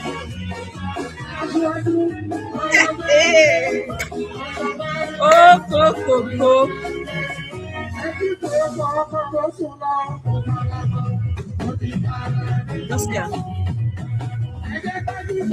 Hey! Moving on. When I listen to David, don't when I hear David. Someone like him, he's the epitome of that proverb that there are evil men who would for the sake of being king, wouldn't mind the kingdom being burned down if it meant they could rule over the ashes. Yep. That's who this guy is. Literally, he does not have any perception or concept of national interest in his head. It doesn't exist. At all. Well said. He's not a conventional politician who has some ideology, who rose through the ranks. He was just a career criminal who directly migrated from organized crime into politics. So he has no sort of ideological mooring in any traditional concept of what Nigeria should be or Africa or anything like that.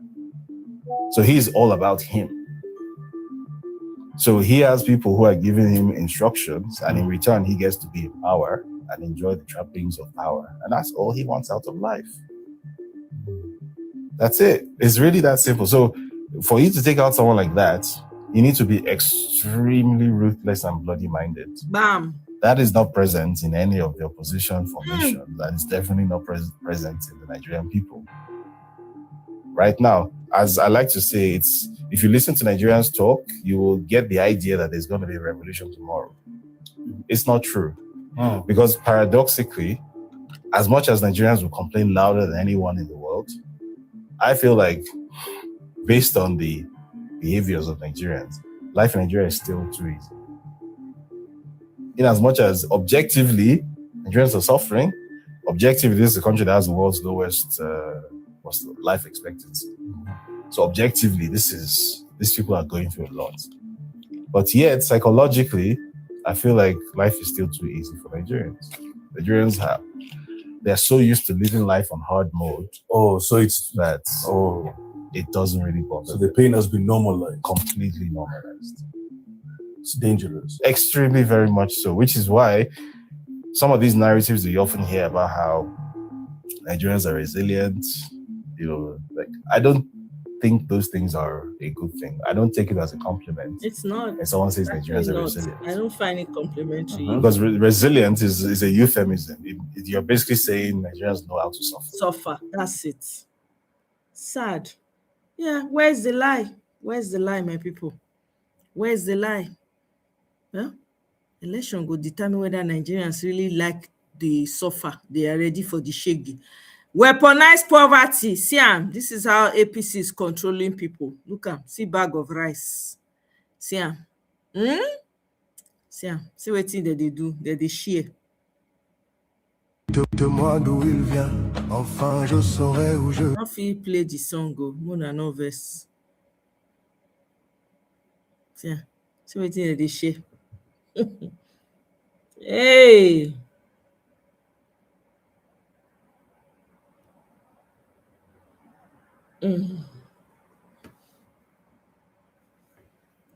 Anyway, when I don't see him. Now, the CJN, it's inappropriate. The CJN orders to drop barrister title, orders lawyers to drop barrister title. Kudirat Kekere Ekun, the Chief Justice of Nigeria, has directed legal practitioners to stop using the title barrister as a prefix to their names in all official engagements. The directive, conveyed in a memorandum dated July 13, 2026, was addressed to litigation staff, legal practitioners, court registers, and lawyers. Anyway, see this man. He come Nigeria with 75,000 pounds. More na hear am about ourselves. As I'm talking to you now, I'm actually thinking of counting my losses, packing my load and going back and tearing the Nigerian passports. I have friends in the UK that have done it. I'm thinking of that as I speak. Who send you now? Who send you now? Who they shout now here? How you go open eye first? I heard rumors about a week ago that they were coming to claim this land from nowhere. Nobody gave me any notification. Nobody came to me with any form of notice. I decided by myself on Sunday to shut the place down and start evacuating my equipment by myself. On Monday, I evacuated some things. Tuesday morning, I had welders here, I had carpenters here, I had masons, I had people dismantling things. Around 12:01, around 12:01 in the afternoon, bulldozers just came. They saw people on the roof, taking out wood, welders working. They told them to come down and bulldoze the whole place to the ground. Nobody gave me notice. I took a loan from the UK, 75,000 pounds, to come and invest in Nigeria. You people say we should come back from diaspora to invest in Nigeria. I've never done one government contract. I don't know anybody in government. I'm not even interested. I came with money from the UK to invest here. So I have to deal with that loan now. 84 staff. 84! That's what I was feeding here. I built this place a year, 3 months ago exactly. That's when I built this place. It's painful. I stood there and I watched it go. Nobody cares. And you're telling me now to convince anybody to come from diaspora to invest in this country? Look at 84 people. What are they going to do? I have a choice. I will go back, count my losses, and find a way of sorting out the loan I took. Look at 84 families just from stopover. There's a place next to me called Barbados. There's Amalashita. There's RM's Dream. There was Hunters. There was Aris. These are all people that are employed. In this place alone, I'm not exaggerating, at least 300 people have been rendered jobless. And you people say they say they're creating jobs? Is this how you create jobs? I've been working with this organization because this place has helped us, so many of us, a lot.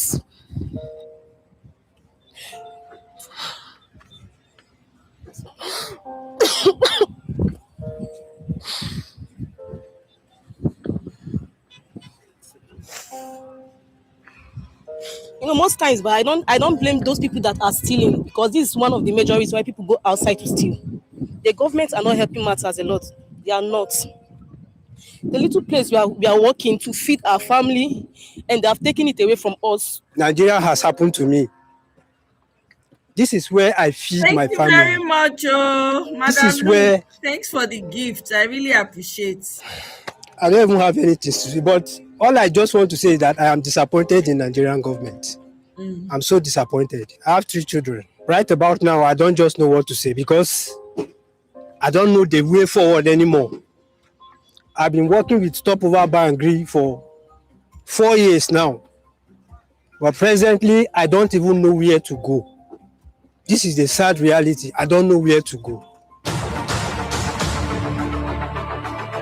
And my staff count is over 20 staff counts in the club. And I've been here since February 14th, so it's not even up to 6 months that I opened this establishment. So basically, obviously, you know how business takes. Like my profit, I've not made my profit yet back in the business. This is actually one of my first structural investment that I have here. And, you know, people always say, come back to Nigeria, come back home, right? And I came back home to actually invest. And this is what's happening to me right now. My business is gone. Even while we are moving, the tractor came in and started chasing us. They started chasing us with the tractors. You understand? All our things, a lot of our things were inside there, were crushed. You know, a lot of our things were damaged inside. But come on, this is so unbearable. As I am now, I am useless. I don't know what to do because this is where my earning comes from. Not just for me, the rest of our staff. We are rendered useless, not even just jobless. We are useless right now like this. Sitting at home, this is what we are expecting at least at every ending of the month, something is coming that you can use to take care of your family. As I am now, basically everything in my house, I support my family with this little ending that I'm earning here. And right now, they have rendered me useless. I don't know what to do from now. Well, this affected me mainly as a student because after now, I don't know how to further my. You know why I'm not feeling sorry for the guy that borrowed 75,000 from the UK? I'm going to tell you why. We've been here shouting. I mean, I don't understand. The guy that went to Nigeria with 75,000, you say you don't want any contract from government, you don't see what is going on. This is part of the problem Nigerians, I see with Nigerians. You see the mess in the country. You know how many people have come out online to complain money missing in their bank accounts? Businesses that look at Landmark. Landmark was the biggest story, was one of the biggest stories.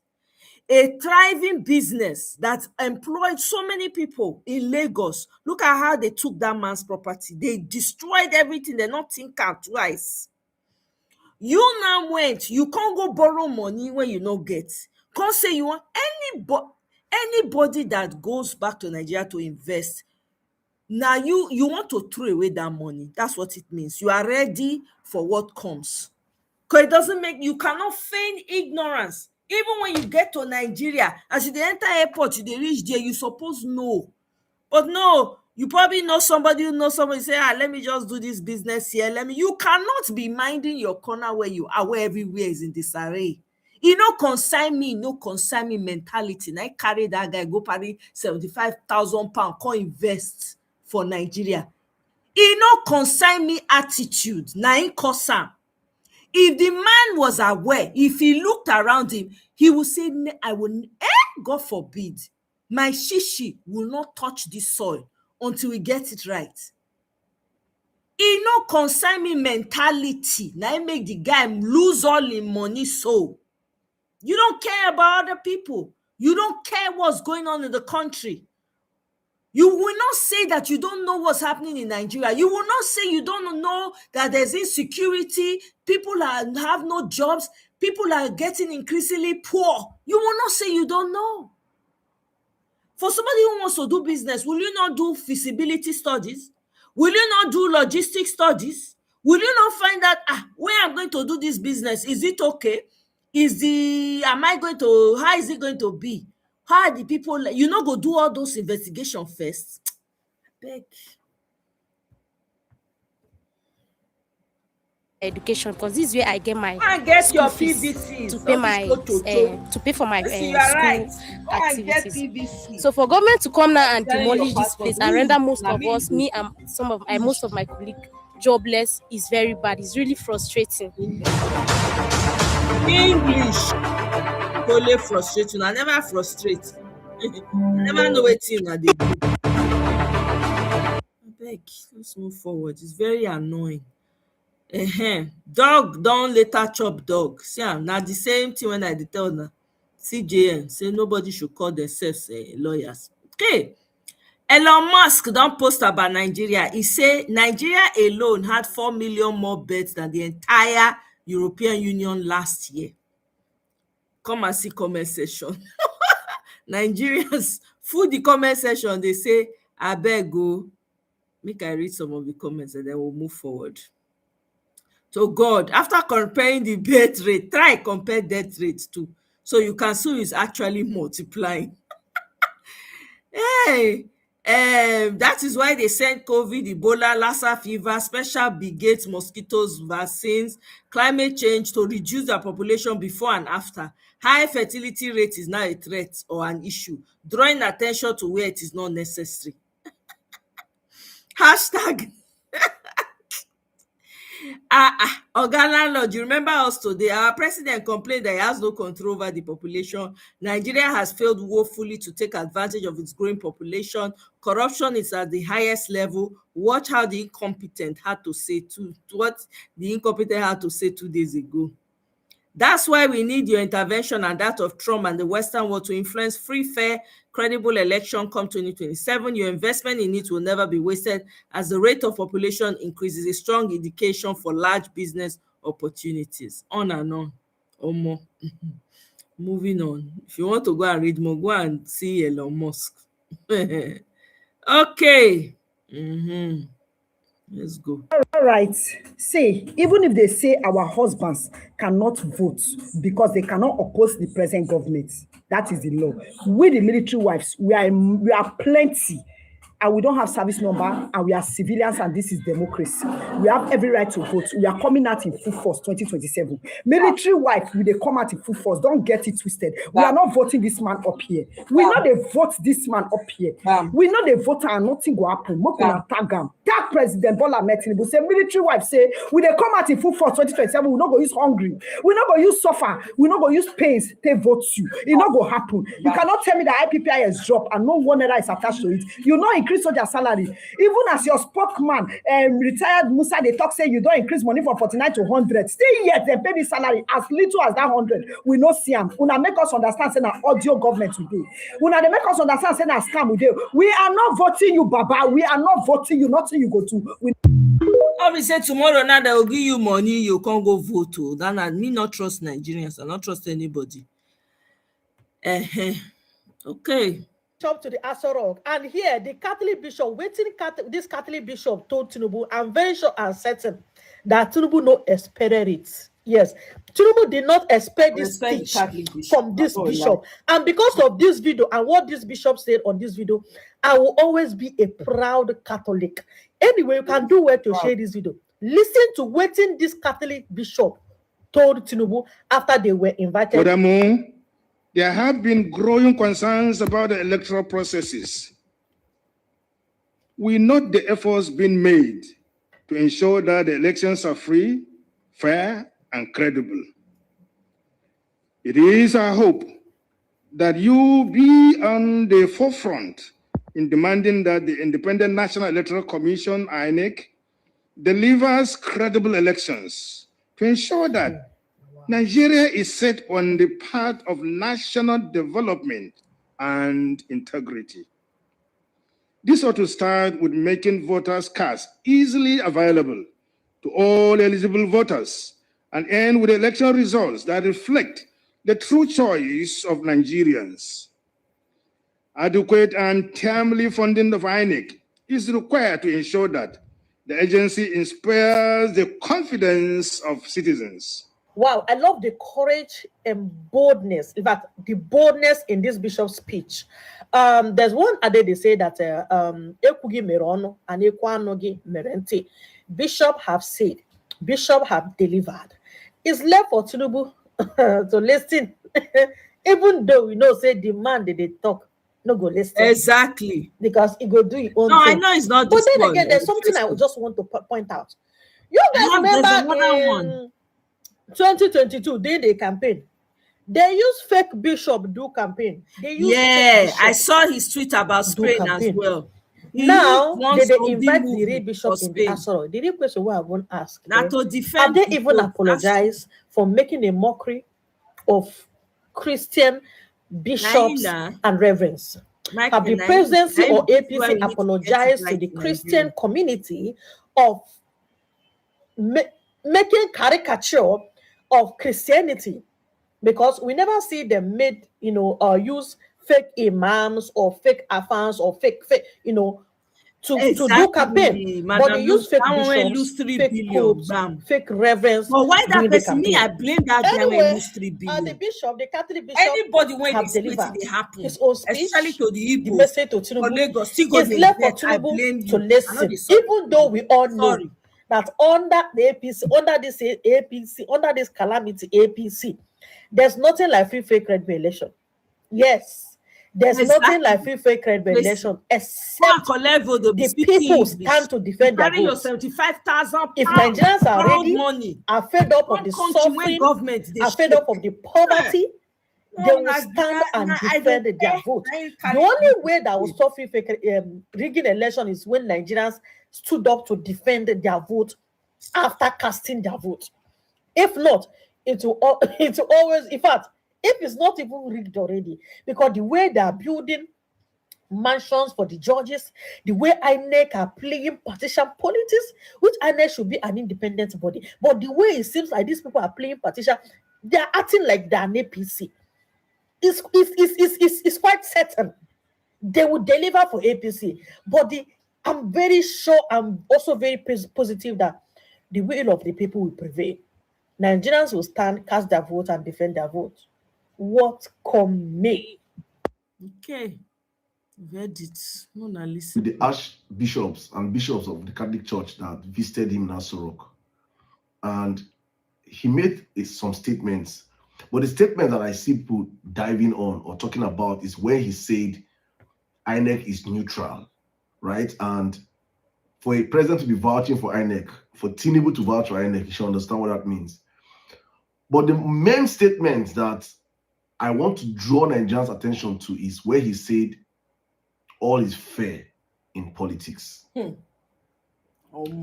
people might not understand the weight of that statement, that all is fair in politics. It simply means in politics, anything goes. Yep. Rigging is fair in politics. Yep. Grabbing, snatching, and running away with it is fair in politics. Yep. Snatching ballot boxes is fair in politics. Yep. Vote buying is fair in politics. Yep. Beating up people is fair in politics. Whatever it is, all is fair in politics. And that is the biggest problem we have as a country. When you have the person that is supposed to be the president of the country with the ideology or the mindset that politics, all is fair in politics, it is a catastrophic way to think. Yep. Because all it entails is that this person is not a Democrat. He will do anything and everything to stay in power. Now, just oppose it to the statement of Goodluck Jonathan that said, my ambition is not worth the blood of anyone. That is someone that is futuristic in his thinking, that understands that win or lose, we have a country to save. My ambition should not be bigger than the country itself. And so therefore, if I'm defeated, I will leave. But we have someone today that is telling you that all is fair in politics. So whatever by any means necessary, he's going to play by the rules that he has created for himself. So Nigerians should understand, and I'm saying this because we have to understand and prepare accordingly. That all is fair in politics. Tinubu is coming with that mindset. Yep. So you as a Nigerian, be ready with your own mindset to understand that all is fair in politics. That's it. Beating up election riggers is fair in politics. You don't talk. The break bottle on top election people when it comes to your ballot is fair in politics. Person will come buy votes for an aside to collect the money is fair in politics. Making sure that any next staff that come and tell you that it is not uploading, hand go touch am, is fair in politics. Exactly. All is fair in politics. That's what is me. So Nigeria, we have to plan accordingly. That's because if Tinubu is more desperate than us, then he will have his way. Exactly. But my argument and my push to Nigeria is that we must be more desperate than this man. Because if we allow this man, he has shown you all the signs of desperation. all his friends in politics were Bola Tinubu. Yep. He did not mince his words when he said it. Yep. I will not allow my opponents. He's openly telling you people. Yes. And I'm not banking or waiting for politicians. Yep. It is Nigerians that are the opposition to this criminal government. That is it. We cannot survive another 4 years of Bola Tinubu. It's government. impossible. Nigeria is gone. Nigeria is sold. Yep. Yep. Everybody go there ready. All right. Be like saying that this video you refer to.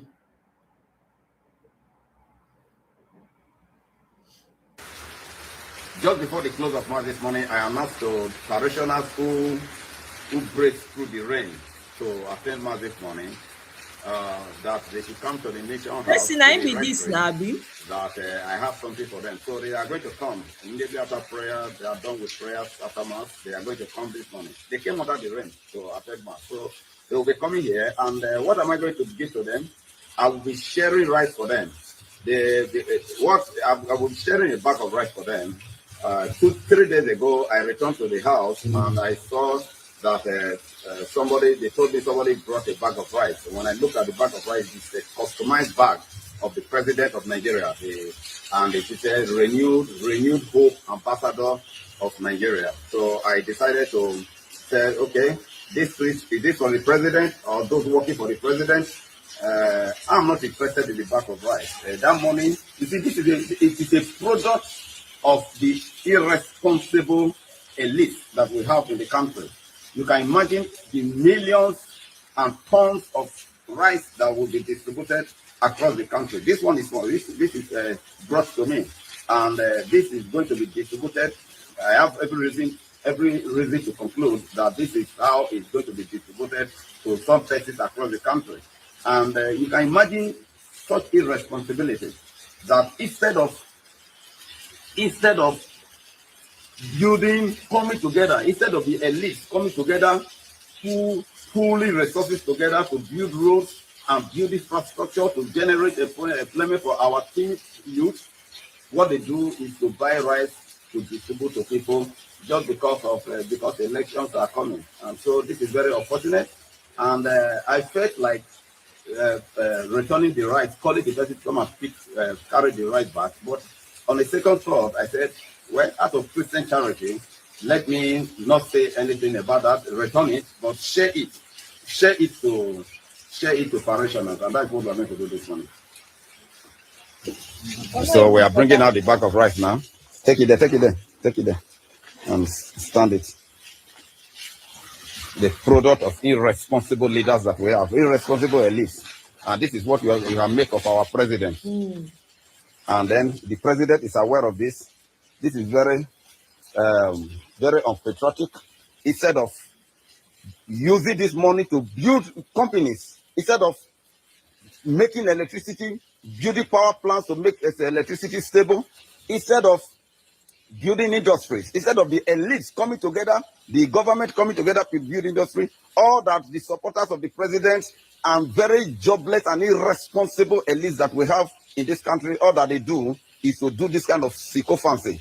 This is purely sycophantic. There is nothing here. And this is, you eat today and you pass it up tomorrow. That's it. And your problems remain the same. We are going to share it now. Share it to people. Instead of returning it, I thought of returning it, but I said, no, let me share it to parishioners. So parishioners that blessed through the rain this morning to come to Mass, as you can see, they are already coming. I'm going to share it for them. I'm going to share it for them.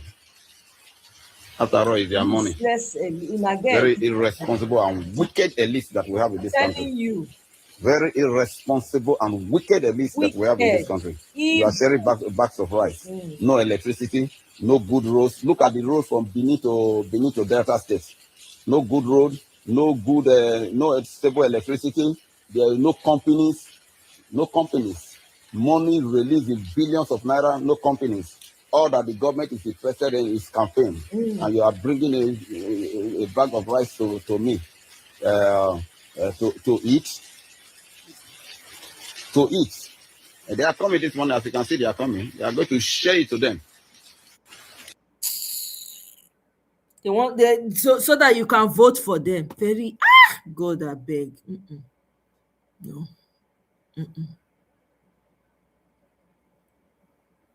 Let's move on. Comrade, a short interview granted by a presidential candidate is generating so much force in the politics, and the whole machinery of the ruling party has been unleashed against this man. Do you think that Obi, as a former governor and major opposition figure, misunderstands the economic realities of the country, as suggested by your former governor, Adams Oshomole? Yeah, Mr. Koro, can you hear me? I can hear you. Go ahead, sir. You see, let me sympathize with the crop of persons that we have in the National Assembly. Majority of them thought that, or perhaps believes that that chamber, whether in the House of Rep or in the Red Chamber, is a. Thank you very much, Madam Luke. I really appreciate it. Podium. Thank you. For how will I put it? For content creation. To many of us, I think it's far beyond that. I think Nigerians need to rise and and remind them that is not a podium for content creation. If you see what has been happening lately, or perhaps in the section of this present assembly, you agree with me that majority of them they are content creators with utmost humility, and they are not perturbed by what is happening currently bedeviling us as a people. You see, we need to remind the former governor of Edo State, Senator Adams Oshomole, that indeed Obi was a trader, or still a trader, and he was equally into banking. Comrade Destiny, Comrade, yes. I'd like for you to hold on to your line of thought. In the meantime, I'd like for you to also move back a little bit so that we can get a better frame of you. The back end is having difficulties. Okay. Exactly. You can hear me. Exactly. Much better. Oh. But you also need to sit back. You also need to sit back. Beautiful. Go ahead, sir. Sorry for that brief interruption. Yeah, no problem. We need to remind him that indeed Obi was or still a trader, and he was at a particular point in time, delved into banking. That makes him more knowledgeable vis-a-vis in comparison with that of Adams Oshomole, that was, according to the Benin, referred to as Agriba. The Agriba.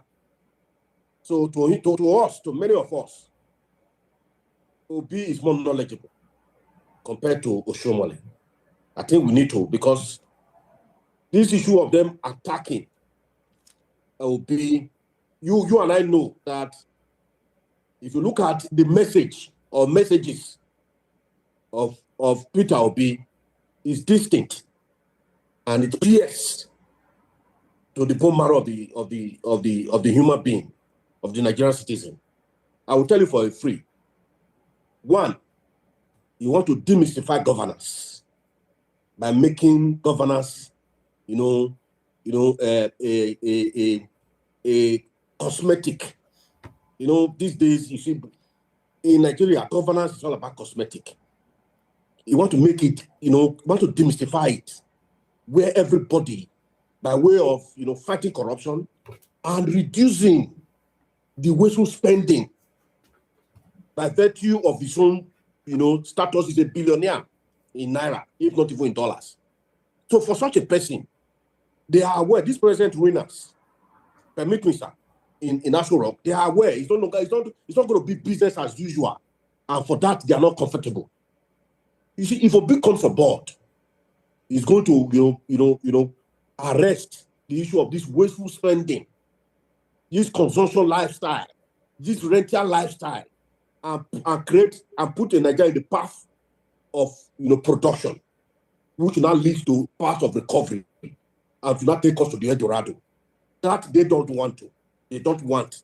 And that is why they are all out with all their machinery. We even learned that even Edo State, as we speak, he has hired some machinery in the social media. You now have one, the one, whether his name is Curtis or Ugo, I'll get the name. I think I'm doing an article that is now the one spearheading, attacking everybody and trying to change the narratives by way of coloring it the way which is that different from what is on ground, from the reality, and begin to sell a dummy to the outsiders. Perhaps you must have seen the recent report that Edo was last at the ladder of progression, and they said they are progressive, and they are all progressive. Ordinarily, by the name, if they have something to do, they should have taken Edo, especially those states that is being presided over by the all progressive party. They would have taken us to a progressive ladder. Okay. Among the committee of state. Let's listen to this guy. Comrade Destiny, do you think that the APC is afraid of Peter Obi, and why would they be scared of him? Because at every turn they jump on. I mean, when he says something, instead of examining what he said, they are quick to attack. That's act. Why so? Madam, look. Mr. Okoro, you know, Peter Obi is a man of pedigree. That you can't take away from him. He's a distinguished fellow. So for them not to challenge, or perhaps let some of his comments unchallenged, it's a disaster. It's a disaster waiting to explode. So they believe that the best way is to address it. And again, there's another twist to it. You know, Obi has a committed, base. A committed base that does not in any way need any party structure to mobilize. That is another factor. They are aware of these things. So they believe that the best way is for them to attack the person rather to attack the messenger. Rather to address the message, they attack the messenger. They believe, okay, let's smear, let's dent, let's discredit. But this man, but take it or leave it. It's no longer. As we speak, I'm unaware that any EFCC or any corruption agencies has invited him. I can't in the last years, even after office. Not too long ago, I read in the newspaper that the Oyo State governor, that the federal government want the EFCC to look at the books, even while still in office. But unlike Obi is all out, interrogating at their various policies, exposing it, telling it, putting it side by side. The issue of corruption, the issue of insecurity, the issue of wasteful spending, like a boy that had newly found love. So he's trying to make them. This is how not to govern a country. So for me, for them not to attack his person, it's at their peril.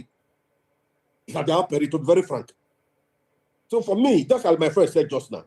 We should expect more in the coming days. But in doing that, they must put this on my chain. I know there are no moralities when it comes to politics and politicking. But this time, Nigerians must look at it, cross the T's and dot the I's, like what we are doing. We need more in the coming days. All right, then. We'll see more in the coming days and in the coming Let me talk quickly now with this thought. Okay. My friend said something just now that the man in shadow of leadership welcome criticism. That is a big fallacy. Yep. That is a big fallacy. What is going on? You can see what is happening to Showore. You can see what is happening everywhere. Because the man is afraid of election. What he wants is just coronation. Come 2027. And Nigeria will not allow it. Okay, 2027 and Nigerians will not allow it. Well, let's get into Hey! Tinubu don't buy markets. I sure say you go say, why Nigerians open eye like this now? My friend, the FCT minister, if he's supporting Tinubu, I'm supporting Peter Obi. I made it public that I was supporting Peter Obi in principle. I didn't hide it. It's my right as a citizen of Nigeria. Okay. So to do. That time we hadn't had a presidential candidate. In the last meeting, they presented somebody as a presidential candidate, and I didn't see the quality in that person that is going to contest for the presidency of this country. If we have to challenge Tinubu, we need somebody with concrete values, with principles that people can trust, that people know. It's a serious battle coming into 2027 because it's the survival of this country we're going to talk about. My friend, the FCT minister, if he's supporting Tinubu, I'm supporting Okay.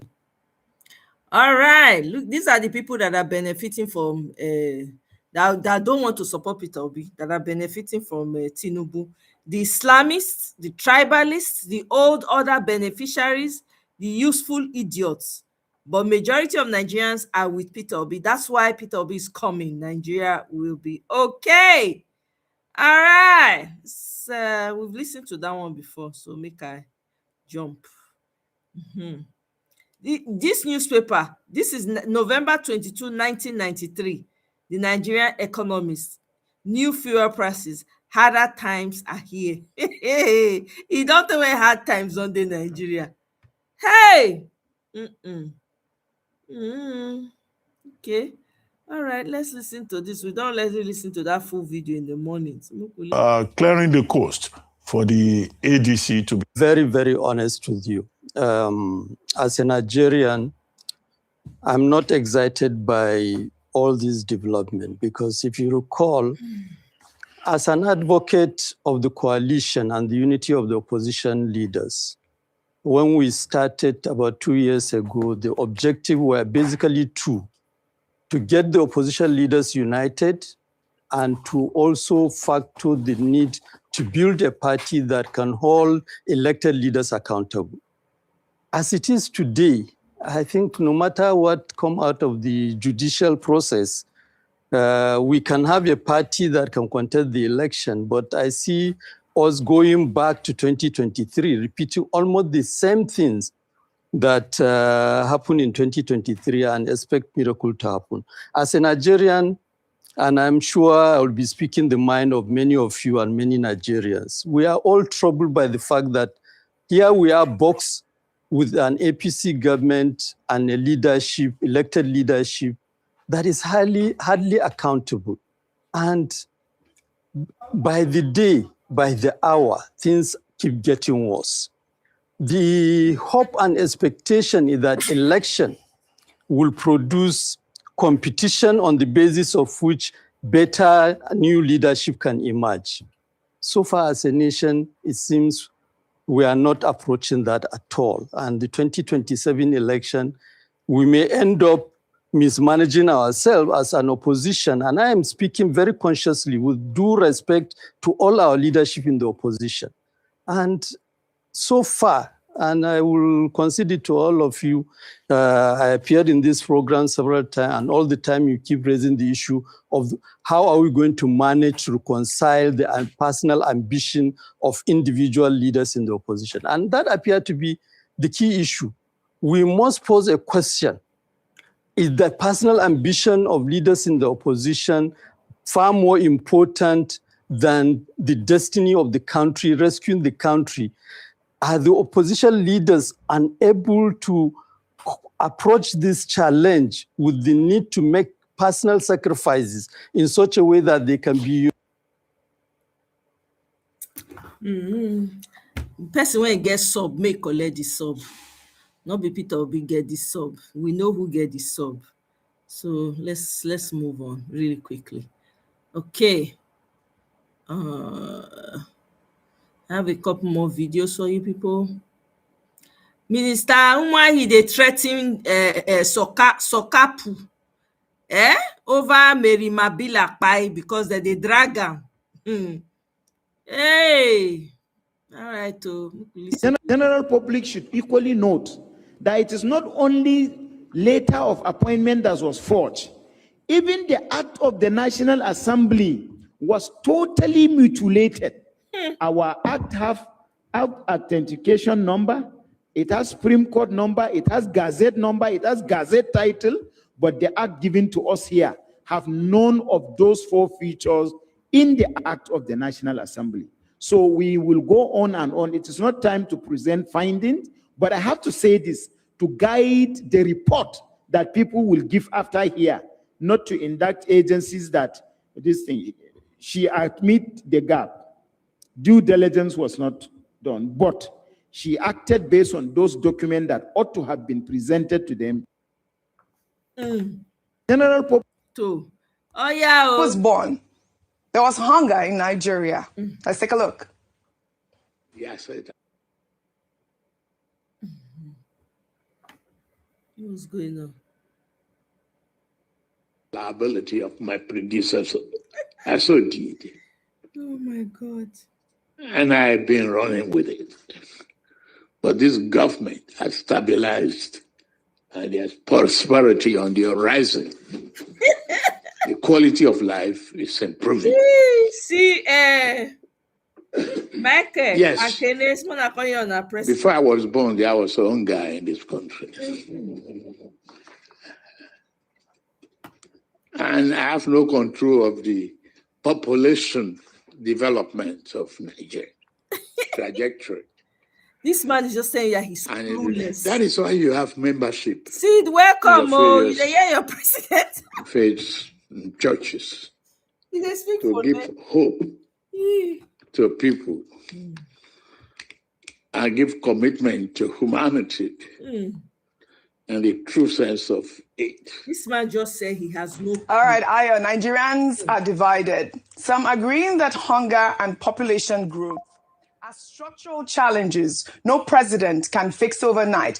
Others pointing out that fuel subsidy removal and naira devaluation have significantly worsened food costs under this administration. And I'll take some reactions on X before I come to you. Bruno wrote, inheriting past challenges is literally part of the job description of a president.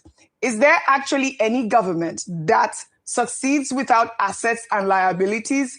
We need real solutions instead of endless reminders of the previous administration's mess by the president. Another ex-user, Legal, wrote, he made a quite striking comment about having no control of the population development trajectory of Nigeria. Asiwaju, conduct a census to know how many people are in the country, then plan accordingly. Why plan accordingly? It is important to know the percentage increase of the general population of Nigeria, the eligible voters, the unemployed, underemployed people, the elders, etc.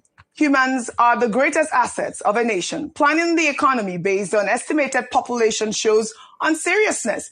If the population is growing and at a fast pace, as most analysts are projecting, what can you as the president do? Nothing. It's too sensitive to touch, but at least speak up. Be proactive. You know, I actually like that tweet about, census and the planning, because this is one of the issues that we have in Nigeria. Yes. We do not have that database, the census database. And this is the sort of conversation we should begin to have, even, towards the lead up to the election. We're talking about, how many voters are there? What is the actual population of Nigeria? But also the question about how do you plan for an economy? We've seen economics or even this administration talking about this $1 trillion economy as well. Your thoughts? So how do we spot get on that? Yes. Let me just say that I think it's important for us to hear views like this so that we can really understand the thought process, the ideology of this administration. Unfortunately, the president has not presented himself for a proper interview where we can interrogate certain things. Even before he became president, he did not submit himself for a debate to help to analyze, interrogate some of the ideas that he had for Nigeria. Even when he went to Chatham House, he wasn't able to articulate what he had planned for Nigerians. Instead, he relied on teamship, calling on members of his team to respond to questions that were on the minds of many Nigerians. So to be fair, Nigerians don't actually have a clear idea of the plans and directions of the president based on his views. But when he comes out to speak like this, then we have an idea. And what was going through my mind when he was speaking about hunger has been there before he was born and doesn't have a control of population numbers, I thought, but wow, this is it. We are in a critical situation. If the president can speak like this concerning the country, it reminds me of what one of his spokespersons said, Daniel Bwala, when he was saying that, the poor people will always be around, that's why the church has poor people, making a justification for the levels of poverty. And when you hear justifications and excuses like this from leadership, that it means that there is no plan Exactly. or there is no thought as to how to get to understanding the issues and how to get Nigerians out of this terrible situation we find ourselves. Talking about numbers, I don't know how any government is able to plan without data. And so what we have is estimations and vibes. How it's feeling is almost, like how you go and check, let me see the forecast. You have no critical data to analyze and dimension the real issues. How can you talk about population control if you do not even understand the population, the rate of growth of population in Nigeria? You cannot give us that.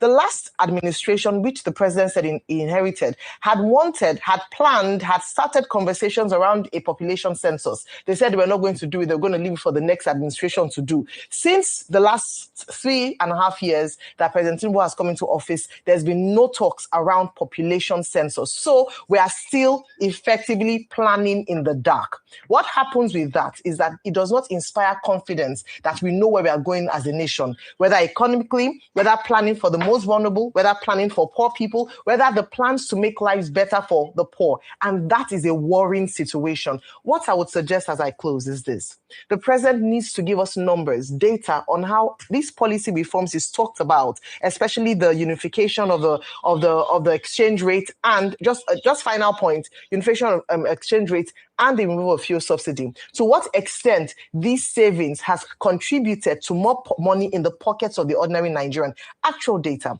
Number two, jobs that have been created. What are the numbers of jobs that have been created? Not just estimations, not just vibes, but how many jobs have been created by this administration? Right. Just simple things like that, and not give excuses that any leader should not be making to his people. All right, we have to move, Dr. Bati. One sentence, it's please. Unfortunate when the presidency says, well, hunger has been existent since even before he was born. Now, that, rubbishes this commitment, even by his own government, to agriculture as a primary responsibility and a primary target of government. Every government in Nigeria has always said agriculture, should be major focus to create jobs and to make sure that. Oh, clueless, Olodo. The president, this man just came to expose himself to you. I hope Nigerians are listening, those ones that are hiding under the bed and doing consign me. I hope it is now clear to them. This man has no plan whatsoever. He's clueless, as in nothing. Nothing dey inside him brain. You never hear where any country they talk, say the people when they dey for a country too many. The poor people, they there before they born them. God forbid. Tinubu, one-term president. Enough he escaped this one. He's digging himself more and more. You see, I have to give a shout out to Peter Obi. Peter Obi, since he has becoming hard on Tinubu, say Tinubu na bunker president. Guess what? The next day, now we start to get all these nonsense clips when they share. So the man had to come out of this bunker. Only Peter Obi can pull this kind of thing. Man will never talk. All the people, every day, they require people for middle belt. This man not they talk put. Only Peter Obi, the magic, the medicine. You talked about experience, and your experience over the years, by the records, shows that you have led a lot of young people. Most young people, after what played out in 2023, are disillusioned and have disconnected completely from participation in politics. How will you talk to young people, especially at this very critical moment, to ensure that patriotism is put on the table? Is it not obvious I think that the intentionally looking the our other ticket side that they are is buying Peter Obi is already talking to the young people. Why? In fact, they Don't are happy expose now. them for that. They are well mobilized, as far as I can remember. The young men and women, not only of Concosia and obedience across the country, almost everybody, all the young men and women in this country are praying for this ticket. And it is on the ground now. We are working around the clock, talking to them on phone, on social media, visiting them, having meetings, and so on and so forth. And what I've seen, I am satisfied that the young men and women are very much convinced that this is the way out of the insecurity, out of the economic crisis that we are in now, and of course other issues that have to do with government and even politics itself. So I am confident and comfortable that the young men and women will come out en masse to vote for NDC during the next election coming up in January and February 2027. So some of them say, oh, it's not enough to vote. What about, can you and your presidential candidate, can both of you defend the vote? Especially, I watched the interview by the former secretary to the federal government, Babachilal, recently, where he said, oh, that the current administration, as far as he's concerned, that they have written the result, and that all that they just are waiting for is the eventual announcement. So how would this eventual votes be defended? Yes, maybe he is right, but I can remember in the past where many people decided to write results or even went and got ballot papers wanting to put them in the polling booth. Fortunately or unfortunately, because the young men and women have decided to defend not only the ballot boxes, but the ballots themselves. Ballots were being counted, were being escorted, were being declared, and so on and so forth. That's right. So I don't know, maybe they have done that, they have written, but I don't see how they can use them or at which stage they will use, because I don't believe that any INEC man or any security man who look at the eyes of the young men and women, the Nigerians, and of course our movement, and do what Babachir, our good friend, was saying. So they might have done that, but how to use it, I'm not sure, because I think the 2027 general election will be completely different. How will you rate the Tinubu administration? Well, the economy.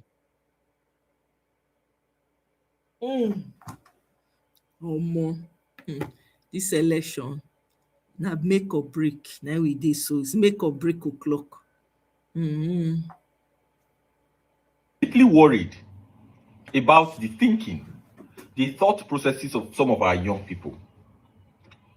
I have been seeing certain comments on my page for some time. Oh, because of what you said about a certain topic, we will not support your candidate. That is the most foolish statement I have heard in my life. Foolish to the extreme. You can beat me all you want. You can quarrel with me all you want. You can disagree with me all you want. You can even insult me. People insult me here every day. There is no insult that I am insulted here that I don't see. I only choose not to respond or to answer, and I will not answer. It's not that I have put myself in public life means that people will also scrutinize and critique me. It's not a problem. All right? There are lines you should not cross, but as long as it's normal, you are mad, you are ugly, God punish you, no problem.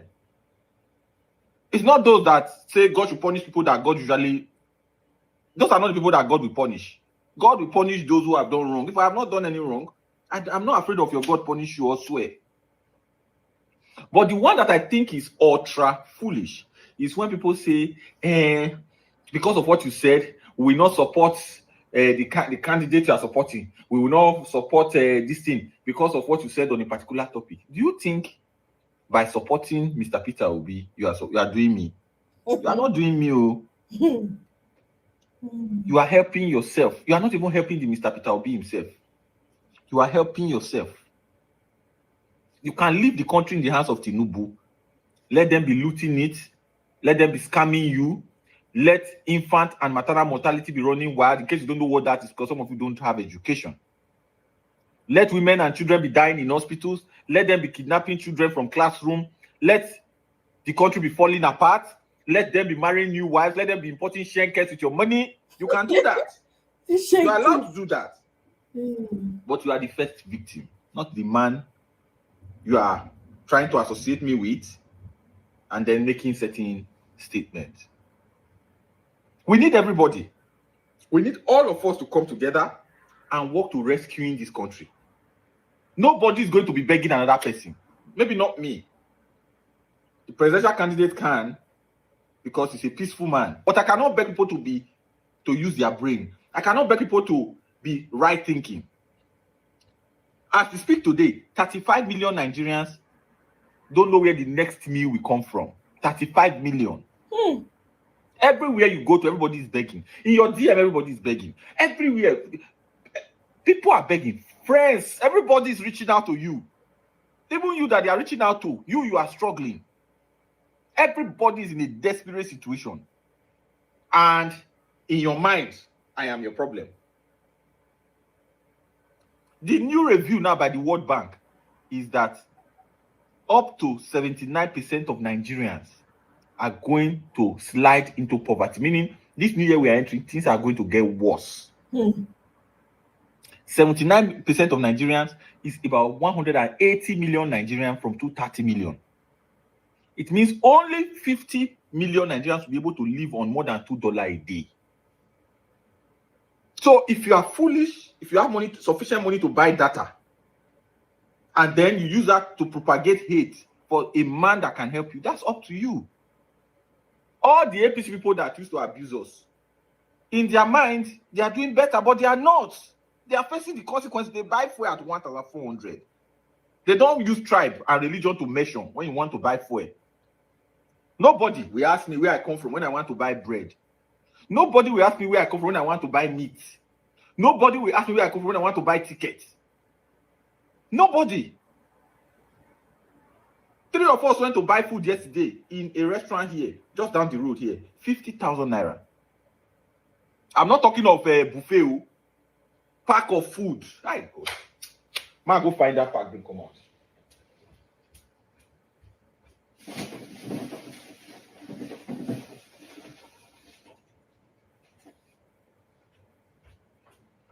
Sir, this pack of food, this pack, 4 of this pack, 4, 50K, 4. Turkey, 8,000 to eat meat, 8,000 naira for lap. And you think it's me you are doing?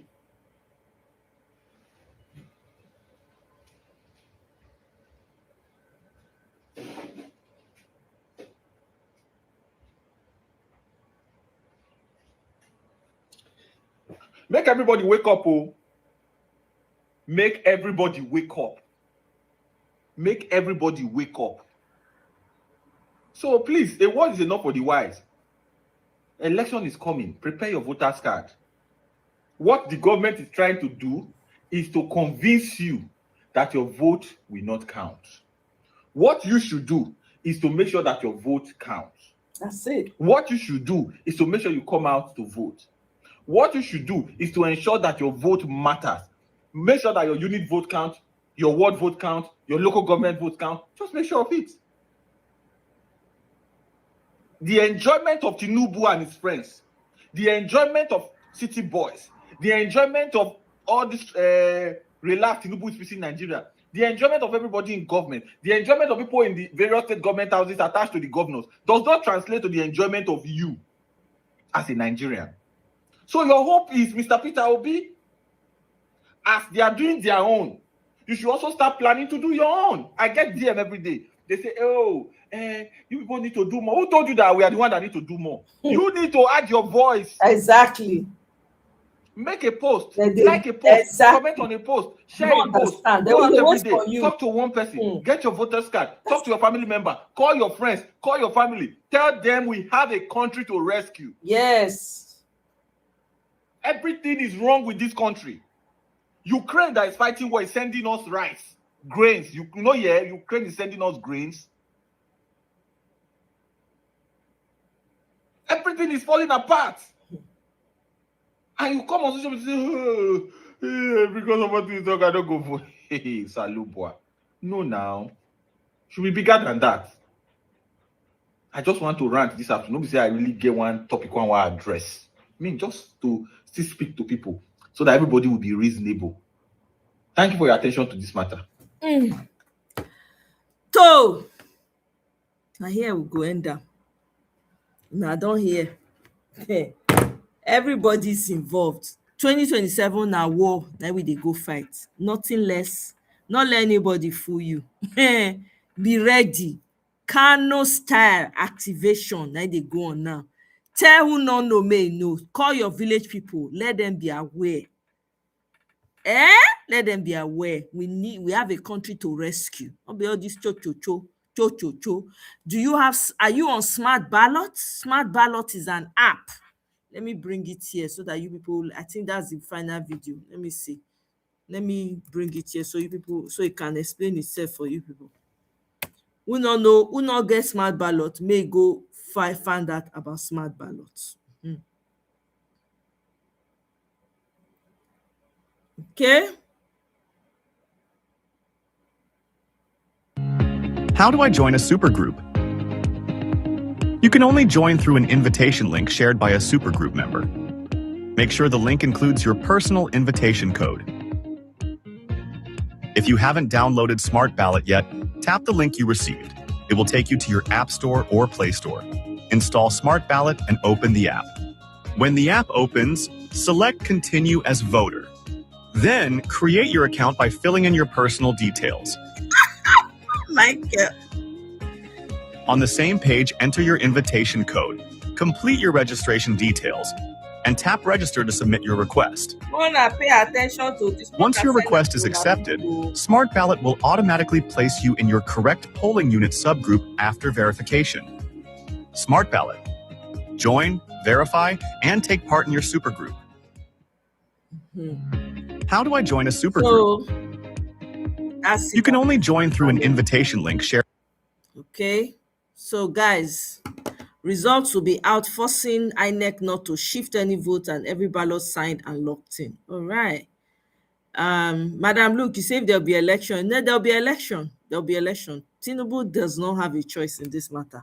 There'll be elections. That one. Yeah, I'm pretty sure there'll be election. Somebody he may find other tricks, so like maybe delay it. They are saying election will be January. He may intentionally go and now move it without anybody. The man, there's a lot of tricks up his sleeves. We don't know, but everybody's paying attention. So yeah, but say election no, they go there because the international committee now they shine eye put for this matter. So he not go fit wriggle him way out. What he was really fighting for is to make sure Peter Obi does not get on the ballot. So the fact that Peter Obi is even on the ballot, first of all, it's a win, because they really did not want that. They were fighting tooth and nail to make sure that man does not get. You don't understand. Do you know that they have gone to register? PDP has gone to upload Goodluck's name as their presidential candidate. Turaki's is it Turaki or whatever, the other PDP people, they've gone to upload it. Meanwhile, Goodluck is not saying jack. The man is not interested. They are just trying to force the man because they feel like if Jonathan enter the race, it go reduce Peter Obi vote. They not know say other one no go work. Goodluck Jonathan will just collect. If he by mistake come out, we see him head for inside the election, na disgrace he go collect. The small respect when we be gathered they give am, everything go down the drain. He knows. They're just pushing it and pushing it. Jonathan is not interested, but they're just pushing it. And the man is trying to be careful, I guess. But hey, maybe that's just me talking. But I know say if he come out by mistake, now disgrace he go collect. Nothing, not too way about it. So that's what's going on. So the fact that Peter Obi was able to get on the ballot is already a win, because he did not want him, because that was their biggest fear, that they were doing everything possible. The way Peter Obi take escape them, still they shock them. That's why they are frustrated and looking for ways to go after the man, to frustrate him. But I like Peter Obi's coconut head. He say, not be only in get country, all of us follow get this country. Let's all be mad together. I love this part of Peter Obi. Do you understand? So, make the one, may una go tell na village people. May they go collect their PVC. We are fighting to get Nigeria back. Otherwise, you fit not get village again come 2020 this thing. Because Macron, now yes say Macron wan help una create currency for ECOWAS. Una here, abi una not here, abi make I keep quiet. Okay, all right. So if you like, don't fight for your country. Instead, don't do what you are supposed to do. Just sit down and be waiting for other people to come and do the work for you. People that are waiting locking in the corner to buy your villages and inherit them. Well, I never know what una dey do. Una dey there. Tinubu has to go. There's no way around it. He has to go. Okay? He's the one-term president. All that one that is coming to come out and say this or that one, na lie, na fear. He's talking out of fear. It is fear. It is loaded with fear. The man himself is not sure of himself, because on that day, so all those APC people that they follow and they go dump him last minute. You want to bet? Watch. Most of them not get mouth now, especially the ones when they disenfranchise, when they steal their election. Watch now. Una hear wetin dey happen for Osun State. Una hear wetin dey happen with Adeleke and Osun State. They kpai people up and down. APC. They kpai people up and down. They are intentionally shutting the news out so that nobody will hear what's going on. Okay? So everybody go and get ready. We have a country to save. So nobody can pretend like you not concern. If you not concern, you okay. When they come and when you are going to your village, they go say, sorry, you can't enter here, private property. Now that time I go neat. Me don't do it I fit do finish. So and where I get energy reach, now they do so. As I they do online, I they do behind the scenes. I can only do so much. Okay? So we all have work cut out for us. Nobody's waiting for anybody. If you want your country back, you better go and join hand and fight for it. The country when you dey, it will only require one president to show up and say, I don't want to see no freaking Nigerians no more in my country. What are you going to do? Where are you going to go to? You want to go to South Africa when they go, if you come out alive. South Africa not send you again. Okay? I hear say that they protest waiting and Thailand they call the gay, I be whatever. Nigerians don't want the guests to may not come. The girl suffer quietly remove Nigeria from it all. You not apologize, not you not even talk about all the pipe when they pipe Nigerians, but you want to collect Nigerian money. Thunder. Nigerians don't know. They don't know the power when they get. They're supposed, first of all, demand for MTN to leave Nigeria. But hey, who am I? DSTV, but who am I? So as people they say make Thailand not come, some people they hold the they say no, Thailand should come. It's not our fault. Dumb Nigerians, dumb. They don't know the power they have. Anyway, I don't talk rich. Where if you talk rich be this? I can't shout too much more than this. I need to. I feel come out tomorrow at some point. We'll see.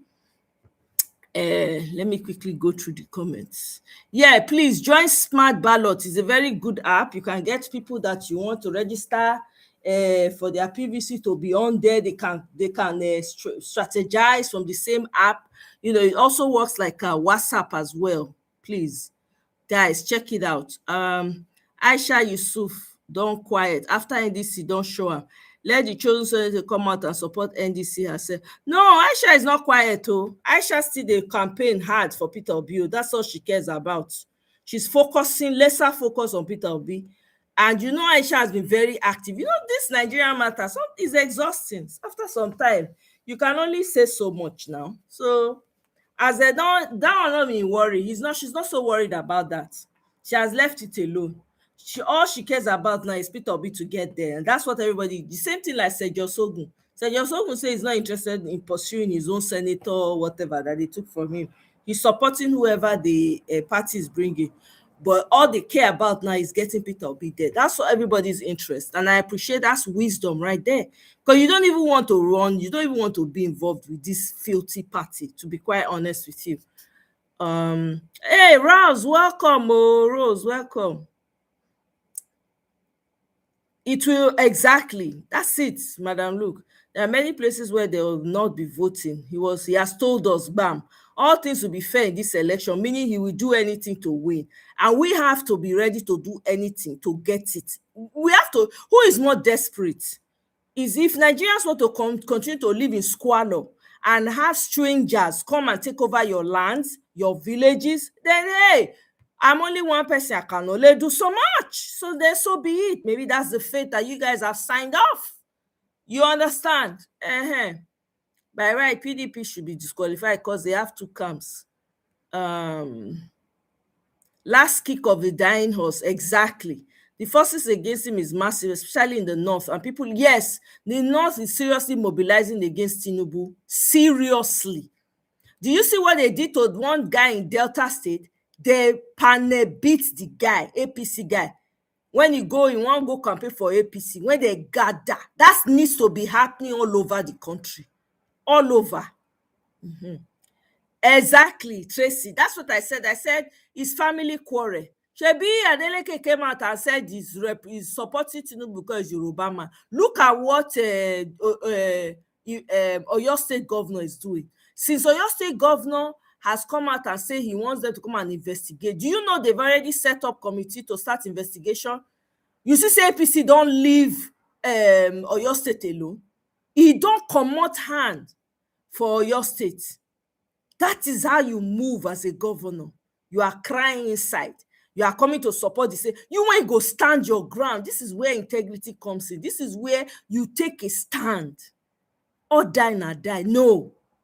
You are coming to support your brother. You're in a court party. Why not join the APC? So, hey, anything when you see me collect. Most people did not collect their voters' cards. Some have decided not to vote. Some have sold their votes.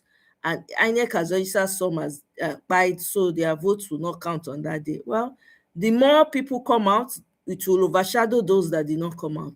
Make Tyler make herself sweat for Cape Town.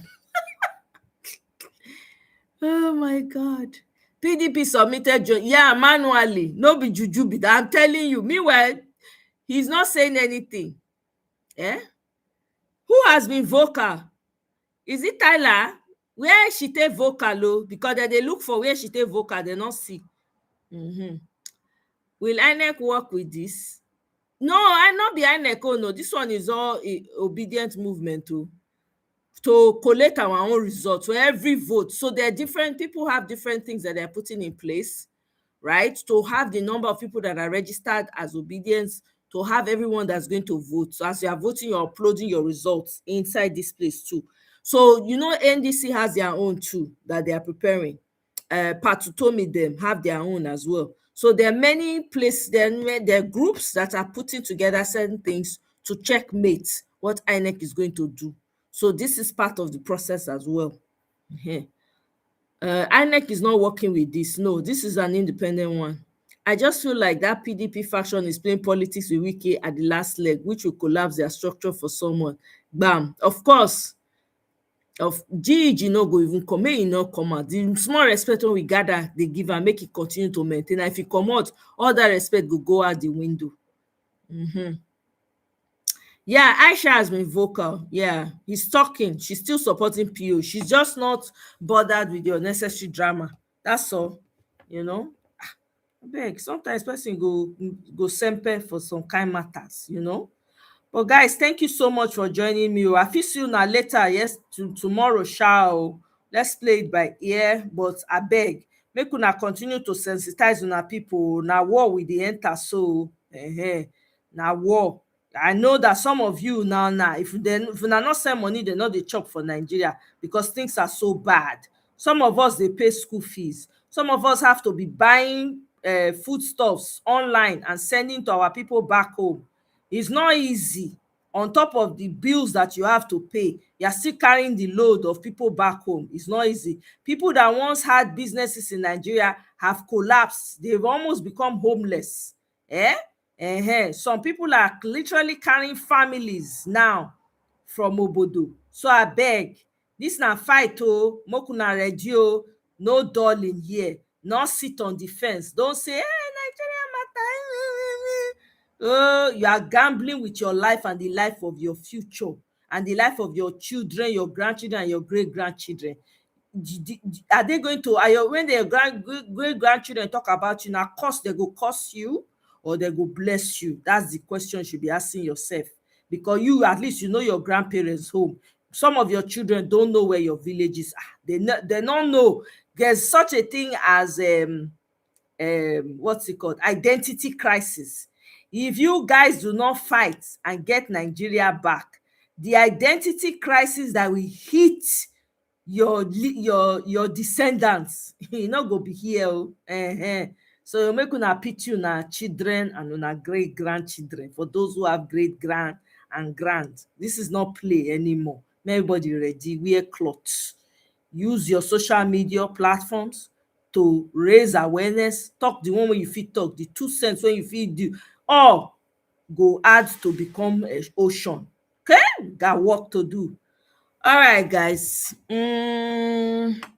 Since you no wan turn when the dance come, me and guy go nominate Madam Luke and Tracy to do the dance for us. Hey, nominate them na. Ish. Nominate them. Nominate them.